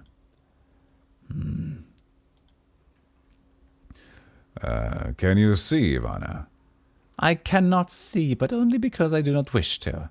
In time, I will allow my vision to return so that I can re-experience the contents of my galleria with the benefit of new, fresh eyes. Okay, crazy lady. I have another question. The Ravel Puzzlewell. She's a night hag, one of the eldest Grey Sisters of the Wastes, who came to Sigil many centuries ago to pursue arcane experiments. It was believed that these experiments were against the lady's will, and Ravel was thus banished from Sigil, imprisoned with one of the lady's maces on the ethereal where her body rests to this very day. Ravel was said to have been a master of riddles and puzzles. It was believed that one riddle, one question in particular, was said to plague the ancient night hag. Oh, that one as well, yeah, the one we had. What can change the nature of a man?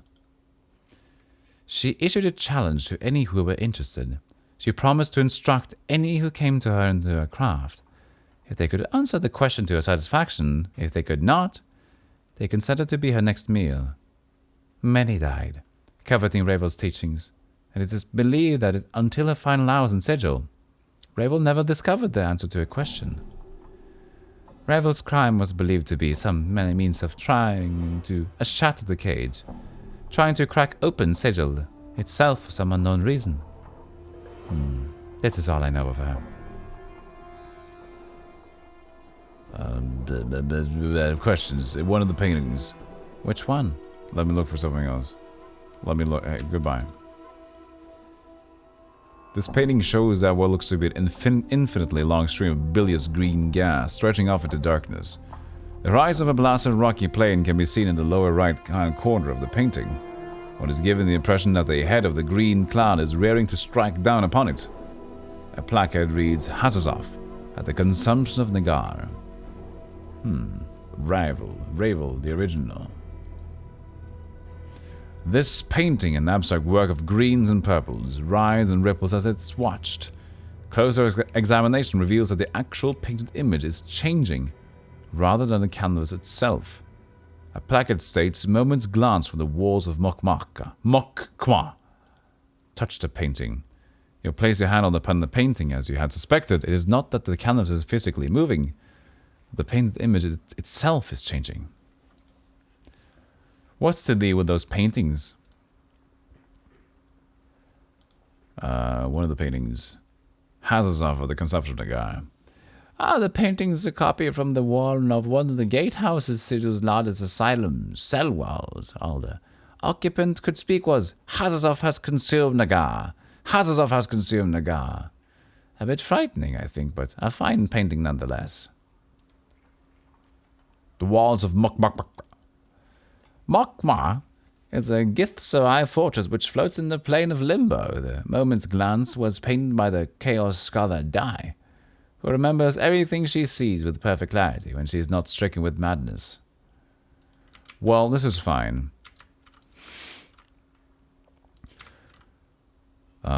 A brilliant ruby statuette stands on this pedestal, carved into the image of a winged humanoid. The figure is either demonic or angelic in nature, but it's difficult to tell which because it refracts the light in the galleria strangely. There is no placard indicating what exactly the statuette is. Ooh, this is a very good portal thing. The surface of this painting, a wild collage of vivid colors, ripples constantly, as if it were the surface of a pond during a light rain. A placard reads, Wave Motion Study, number 7. Touch the painting. A cool tingling sensation passes through your hand at first contact.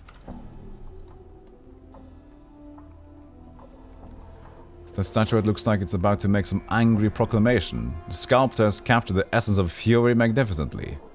The chiseled tension lines around the neck and forehead alone must have taken many long months to get correct. Fine cracks run over the entire statue, and there is a plaque attached to its base. Read the plaque. It reads, this statue is believed to be the final fate of the 5th Etherian sorcerer, Gangroidgidon, attacked by a conclave of rival sorcerers at the height of his dream madness. He was imprisoned with a spell that turned his flesh into stone. Gangroidgidon is said to have been frozen with a final awful curse still upon his lips. A curse so terrible that it was never meant to be spoken by the lips of a living man. Examine the cracks. You carefully examine the cracks that run like a network of fine, black veins along the statue's surface. At one point near its inner arm is a section where an entire splint of stone looks ready to come off. Break the piece off. You reach for the section of the forearm where the cracks have formed, grip it firmly, and yank. To no avail. You need a hammer to break the stone, and a small one. The limited space between the statue's arm and body means a large one. Suitable for combat, for instance, won't work. Hey, Lady Game Guy, did you win, son? I won, son. I won some game. These are paintings. This is a portrait of a grotesque hook-nosed old crone. The hag's flesh is a sickly blue-grey color. Her eyes glow red like the embers of a dying fire. Her chin, long and sharp, just forward in an extreme underbite. 2 yellowed canines protrude upwards from her lower jaw, not a lawyer jaw, like small tusks. A smile upon her withered purplish lips speak of a horrible secret. A placard reads, Grey Hag of Oinos. As you begin to turn away from the painting, something in it draws your attention. A strange, tingling sensation arises in the back of your mind. Memory beginning to surface. Recall the memory. You recall, standing confused in a maze of briars, the hideous crone from the painting is before you. Cackling wildly, you grit your teeth in frustration, wondering why she's laughing at you. My poor, dearly loving man-thing, she croons. Why was that your first wish? She points a single, bony, clawed finger to your forehead. Your temple begins to throb painfully, and you can remember nothing more. Was that Ravel? This looks to be a subterranean landscape, a massive cavern interior filled with colorful, faintly luminescent gigantic fungi. Veiled beneath Clangalanga. A dark cityscape, faraway view of some giant center of civilization being burned to the ground. The streets of the place are empty, however, absent of soldiers, refugees, and even corpses. And it reads, The Folly of Udo. You don't say. Huh.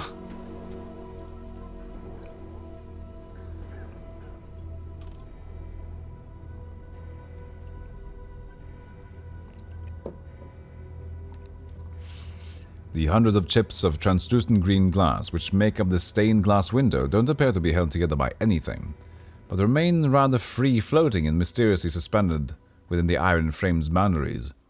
The shards ripple and move in slow waves, causing bizarre patterns to fluctuate across the window's surface as various portions of it refract the gallery as light in different directions. A small placard beside the window reads, Arcadian stained glass window. Touch the glass. You reach out to touch the undulating glass shards, but you find you cannot do so. Your hand stops just short of the surface of the glass. Punch the glass! You succeed only in bruising your knuckles. The glass may as well be sheet iron. Why would I punch it? I ruined the art piece. You have a good reading voice, which makes you a perfect streamer for such a text-heavy game. Thank you so much, Cyberpunk. Thank you so much. This painting shows an enormous granite keep, a hideous thing, low and long, covered in leering gargoyles, suspending in what looks to be the night sky. A cloud of crimson-violet vapor. Vapor, right? Whirls in the background, along the right side of the painting. A placard reads simply, The Library. This painting depicts a shore scene, with a wide, reddish-orange sun setting behind a peninsula or large jetty. The scene, though unoriginal, is breathtaking. The play of the fading daylight across the water is captured perfectly. But staring at the painted sun for any length of time makes your eyes ache. A placard reads, Surface of Thalasia. Touch it. Oddly enough, there's nothing unusual. Up at the surface. Oddly enough. Several shards of black crystal, or ice, swirl within the freezing wind that this ornate pedestal gives forth. Each shard looks razor sharp. Touching or grabbing one could be perilous. A placard on the pedestal reads, Dark Birds of Ocanthus. Catch one in your Frostdale mug. You dip the mug into the icy wind rising from the pedestal, catching a small shard with a slight clang, paying into the mug. You can see that the dark bird is a razor-sharp sliver of black eyes. Only the mug's magical properties prevent the shard from melting away to nothing. And now it's all gone. No. Look, I did it. I did it. I got one in my mug. In my ugly mug. It's holding a dark bird of Acanthus, a shard of black ice from an exhibit in Ivana's Galleria in the Clerk's Ward. What the hell do I do with that? A set of 4 paintings which portray an empty beach in the dead of night. The air around the painting smells faintly of brine, and the painted sea seems to ebb and flow across the darkened shore. A placard reads Karasuthran Shoreline. Sniff at the painting. Smells like strong of sea air. Touch it. You place your hand on the painting, not knowing quite what to expect, but it's merely the texture of a painted canvas you feel beneath your fingertips. Good. Good, good, good. Smells faintly of brine. Yeah, brine. Like it smells faintly of brine. Ah, brine.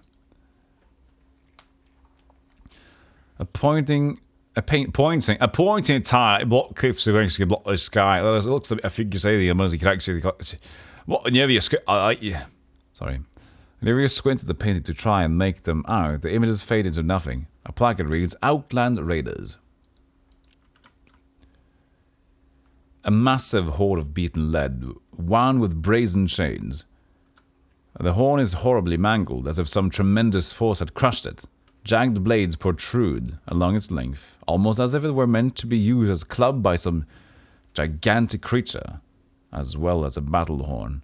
A placard mounted beneath the horn reads, Cleansing Horn of Acheron. Put your head against the wall, try and blow the horn. Try as you might, you can get no sound to issue from the massive horn. Your lips come away from the mouthpiece, tasting of blood, smoke, and metal. Nice. An animated bloody iron chain, coiling and uncoiling upon itself. The chain itself seems to bend and weave like the spine of a snake. A chiton's animate chain from jangling Hyta. Touched chain. It's slightly warm to the touch, as if it were alive. You notice that various barbs, tiny hooks, needles, and other small, sharp bits are welded along the chain's length. Okay, so, Ivana, I have some questions.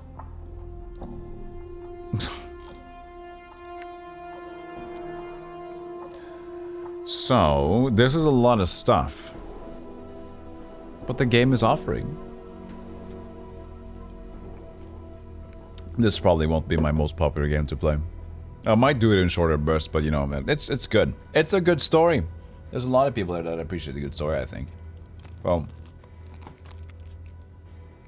it's fine. There's either Clementine. I'm gonna take a short break. No.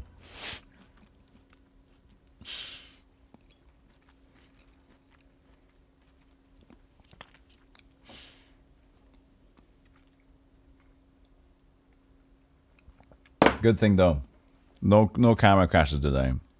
Not playing, not while playing Zelda or anything. Clementines. So, what about the Arcadian stained glass window? A stained glass window found hovering on the third layer of Arcadia 32 years ago, foretelling a scene that had yet to occur. When the event came to pass, the images faded to leave when you saw behind. It is believed to have captured both the light and the darkness from the orb of night and day on Arcadia, then slowly release it, creating a brief but slow fade of dawning and dusk, but only within the glass itself. Orb of night and day, Arcadia. Arcadia is a plane of peaceful order, also known as the land of perfect good. The orb of night and day is a sphere set in the top of Arcadia's highest peak. Each half emits either light or darkness. The turning of the orb gives Arcadia its day and night. I change your voice just because it will be asking a lot of stuff. The Battle Horn of Acheron. Ah, the Cleansing Horn Acheron. A horn of beaten lead, metal, drawn directly from the Q of Acheron. It is said that the Cleansing Horn last sounded where the companies of the Jackal and the Gouged Eye clans met for their battle at the disputed lands.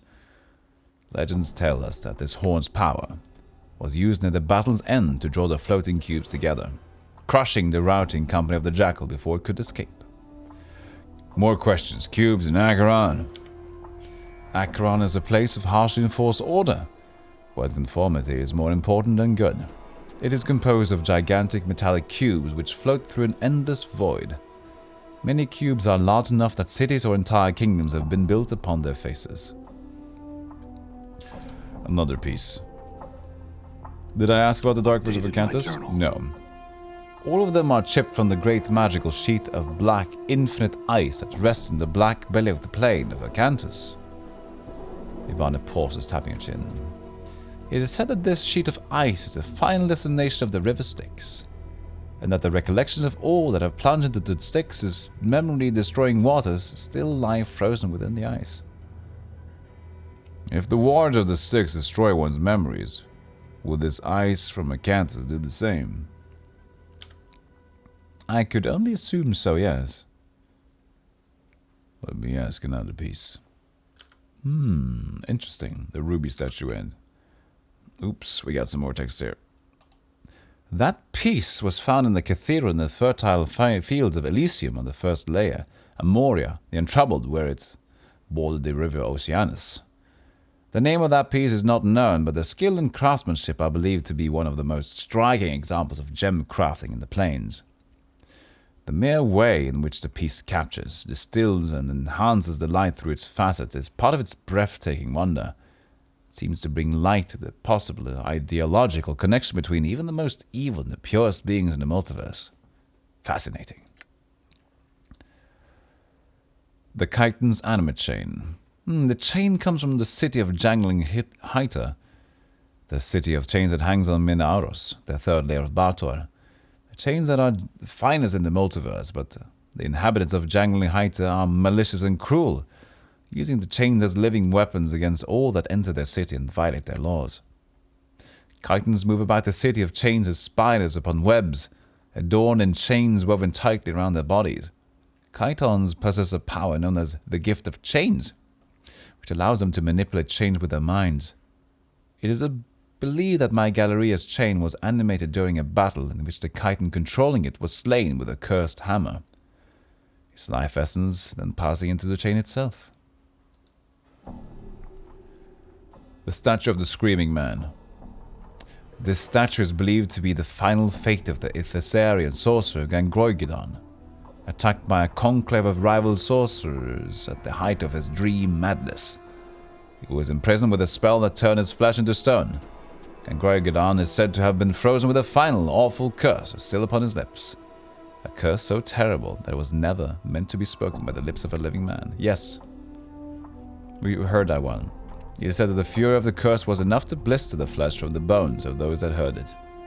That it could even shatter the stones themselves. So that was all the statues, the paintings. Karasuthran Shoreline. Karasuthra is a layer of the Beastlands which is perpetually shrouded in night, filled with all manner of animals that stalk their prey in the darkness. A painter who had fallen in love with a cat lord and followed her to her homeland gave the paintings to me. Never did he reveal to me the secret of their construction. Yet I display them. Outland Raiders. An interesting piece, yes? The painter managed the most interesting effect with the forms in the cliff's shadows. The woman who brought me this piece told me she found it in an abandoned camp on the Outlands. The original painter was never found. Presumably they were slain by the same raiders whose image they captured in the paintings. Hazardous of Nagar, we've talked about this one before. Surfers of Thalacia. This painting is a copy from the wall of one of the gatehouses. Sejo's Lawless Asylum. Oh, this one too. Okay, yeah. Maybe did I press the wrong button? Yes, I did. Thalacia is a sea in which the river Oceanus, which winds through the most of all the plains of Elysium, begins and ends. The piece was painted by one of the many island's inhabitants. And then the library. I know very little about this piece. It simply arrived on the doorstep of my Galleria one day, swathed in black cloth and labelled, "From the Citadel." One knowledgeable patron hypothesized that it might be some great sorcerer's fortress, suspended within a demi-plane of their own creation. The Folly of Udo. This painting illustrates as one of the legends of the prime world Goha. Udo was a wizard king of such skill and power that he set to casting a spell that would turn himself into a power, and the people of his great nation into divine servants. With the spell's completion, lightning crashed down around Udo's palace, setting it ablaze, and before the thunder had died away, the city was empty, not a living thing to be found. Over 70,000 people vanished without a trace. In a heartbeat. No one knows the fate of Udo or his people. Vale beneath Clangaden. Bulbug Stone Nose sold this painting to me. It is a field beneath Mount Clangaden, the home of the dwarf Einherjar, spirits of the upper plains who serve as guardians or warriors in the plain of Arcadia. Grey Hag of Ognos. This is said to be a port of Ravel Puzzlewell. Oh yeah, it is. Very likely the most evil hag ever to have terrorized by the Grey Wasteland. I can talk of Ravel again, but I did that, or I've already talked about Ravel with her, so go on. What are the pieces? Something else? What are the paintings? Yeah. Wave Motion Study number 7. A young man whose name I do not know sold me this piece. It was one of several he had, but the others already had owners, or so he said. I would so like to possess the entire collection, but alas, it oft seems some things are not meant to be. A moment's glance from the walls of Mokmak. Mokma is a Githzerai fortress which floats in the plain of Limbo. The moment's glance was painted by the Chaos Scholar Dai, who remembers everything she sees with the perfect clarity. She says the same thing, yeah? So it seems to say the same thing for some of them. Yeah, okay. So that's it. And then we can go to check our journal again, because we did see something. Okay. The curator of an art gallery told me that the dark birds of Orcanthus she has on display are actually frozen shards of Styx eyes. Anyone mad enough to eat one would likely be affected as if they had drunk of the Styx. They would lose their every memory. Definitely a step back for myself, though the idea might be appealing to some. Who wants to misremember? Who wants to forget?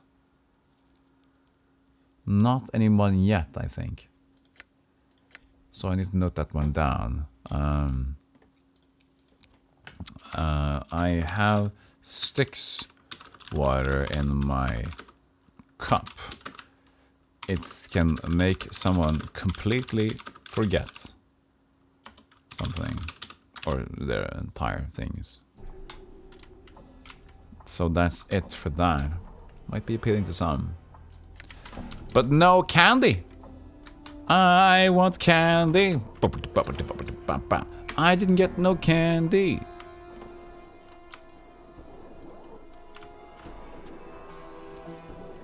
It would be nice if I could cap off the stream with some candy.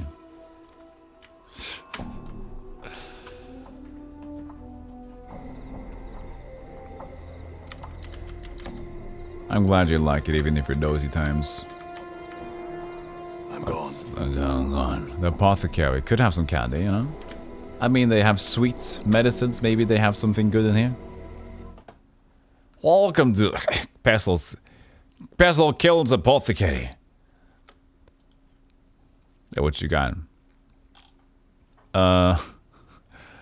You see a wall-eyed fellow whose skin seems to writhe and ripple across his entire body. He is smacking his chapped lips with a blotched tongue as you watch his right eye moves independently of the left, focusing on you. A second later, the left one flicks to look your way, then reverts to its original position. The right eye blinks. A strange gurgling comes from his throat. Greetings, Sam. The man gives a lopsided grin and points himself with his right thumb. Pestil, I'm called Alchemist. He points at himself again, this time with his left index finger. My name's Callan. Need you something? Are you alright? I am. His throat convulses for a moment, then relaxes. A large green growing pustule suddenly bursts from the side of his neck. Something a needle in there. Sorry. His throat clenches again, and the wave of quivering flesh swallows the blistering green pustule back beneath the skin of his throat. He coughs violently for a moment, then seems to relax. What happened to you? The left eye rolls upward in exasperation. The right eye looks askance. Too much to drink? Too much of what, though? Portions. I drank too much potions. His mouth slides down beneath his chin. His left nostril forms another one. The most I ever die, that's for certain. One polymorphin. I had a brew there. Limbo. Salty golems. And that's a strike. My favorite candy. Salty golems. Whenever I refuse the game mechanic. Anything I could do to help.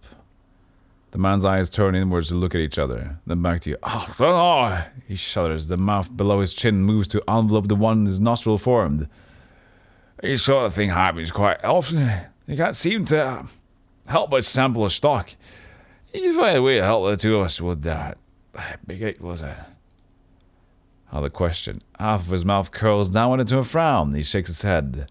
I reckon the stock grew all bad. He shudders violently. Suddenly a third eye pops open over the bridge of his nose, and then the left one shifts sideways as the new eye takes its place. Speak only the snore, sir. That said, the skin of his face seems to eat the new eye, and then the left one returns to its old location. Holy shit. This guy's very busy. I want to purchase something. Do you got some candy? Thrice blinded charm. Not a candy here.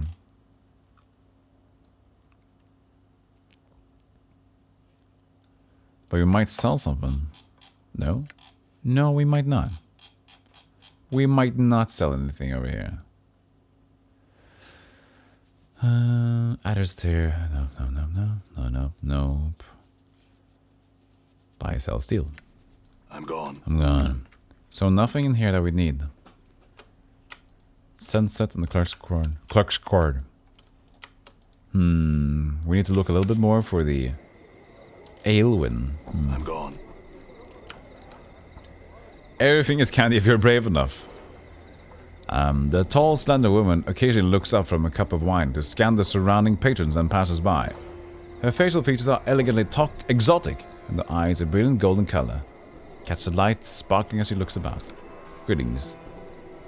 She regards you carefully for a moment before replying. She speaks slowly and carefully, avoiding direct eye contact with you. I, Aelwyn, return your greetings.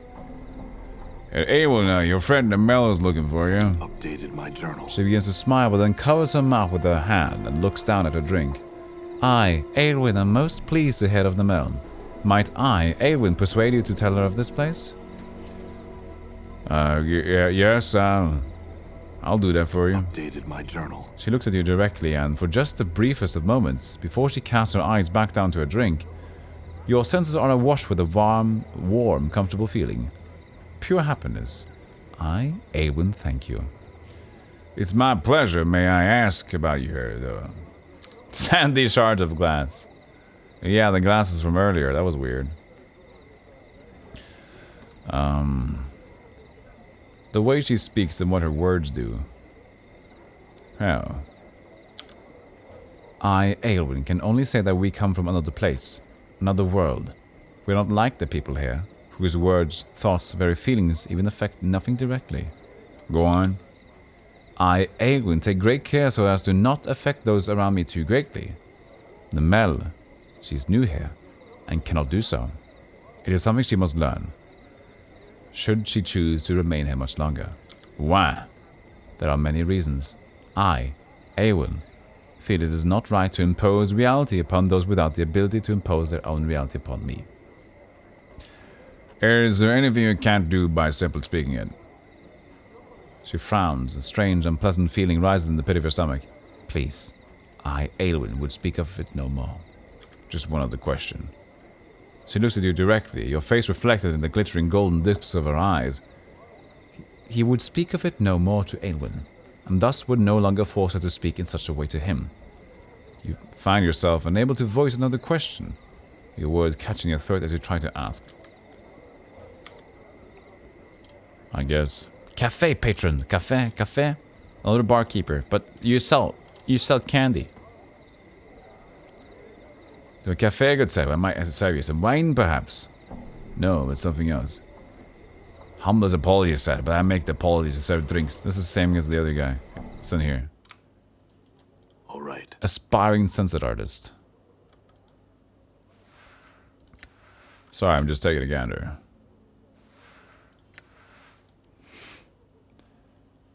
Yeah, nothing. Should you change your mind? I'll make it serious sketchy if you like, or a caricature. No thanks. I couldn't say yes, so. That's the thing. Alright. A curious looking building to say the least. What's in here then? Nobody. So lazy scribe. The man gives a sheepish smile and half bow at your approach. For a moment I thought you were one of my employers, man, when you walked in. Was I ever relieved to see you or not? Why then? Why are you here? I could not stand my work at the Record Sub Hall 7 for another moment. I dotted off. Had I simply gone home, my employer would have sent a messenger. That tyrant. That's why I'm hiding here. Of course, I intend to lounge about for a bit longer before returning to my cramped little desk. Probably another quest. I was just checking if you were hiding some scribes. The curiosity shop. Now here's a place for candy, right?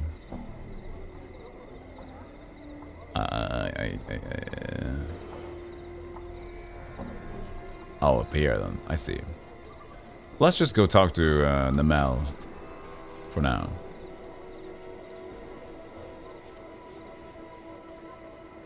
Over here, I think. or here. One of these places. One of these days, one of these plays. Nemel? Nemel? Are you hither or thither? There she is. I found her when she was looking for you too. My journal. Nemel's lips form a perfect smile. An infectious happiness radiates from her, clinging to you like sweet-smelling warmth. Nemel was overjoyed to hear of her friend. Was Abelin close by? She's at another cafe east of here, across this part of the ward. Nemel thanked the man for his wondrous news. Soon she would go visit her oldest friend, Aelwyn. Now, though, she would reward the stranger. Oh, that's alright. I don't need a reward. Nemel touches her index finger to her lips, making a faint hushing noise. Shh. She would draw the stranger close, laying her hand upon his chest and kissing the pale, leathery skin of the cheek. Life would flow into him, invigorating him. This, then, was to be his reward. Wait. Oh, max HP plus 3. As you wait, there's a light tingling sensation upon your cheek and chest. The feeling spreads across the whole of your body, and you begin to feel stronger and more animated. My thanks, Nemel. Farewell. I'll have to be in my journal. Updated my journal. Save the game. Save like a real savior. I think I'm good for now. It's been over 7 hours. I just need to note down that we are currently looking for candy or something in the ward. For Quell in the sensatorium or whatever. That we are and that we're doing. So I'll have to quit for now. I feel done. It's been a long day, been a long stream. It was an emotional time, and suddenly at the end of the Link to the Past that came over me, and I hope you guys, at least you definitely can see that the streaming thing was important to me. Let's end and go here, go there, go there, go here, go play some music. Let's do something chill. This is good enough.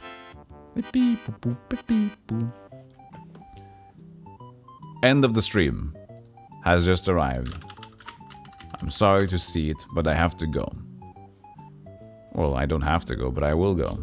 Need a little bit of a break, you know?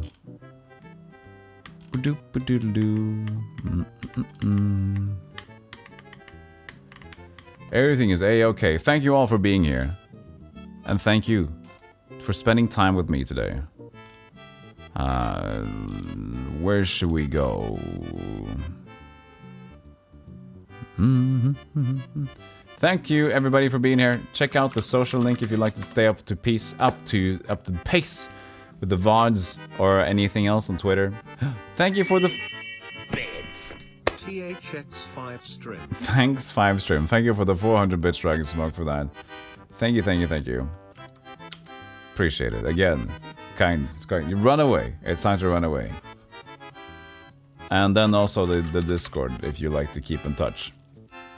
It's all in the link tree though, if you don't mind an extra click, but yeah, so that's that thing. So what do we want to go to now that we're done, you know? We got Spider. What's she playing now? Is it still Salmon Max thing? Yeah, Salmon Max. We got Beto Man. Any wishes on where to go to? You're down for Salmon Max? Okay, sure. We can go to Spider. A change of pace from serious business to Salmon Max for funny business, right? Stealthygolem's second stream. I'll be open. So let's go there to Spider. Off the water.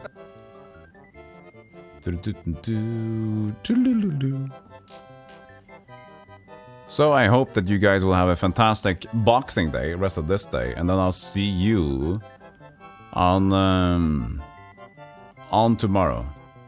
Just end stream after a hype train. Good idea. Good idea. Just get the hype train and say, hey, thank you for support. I'll see you later. No, thank you so much for joining on the stream. I know that Planescape is a bit of a bore in some ways, but some people enjoy it, and it's cool. But, you know, new tidings coming up, and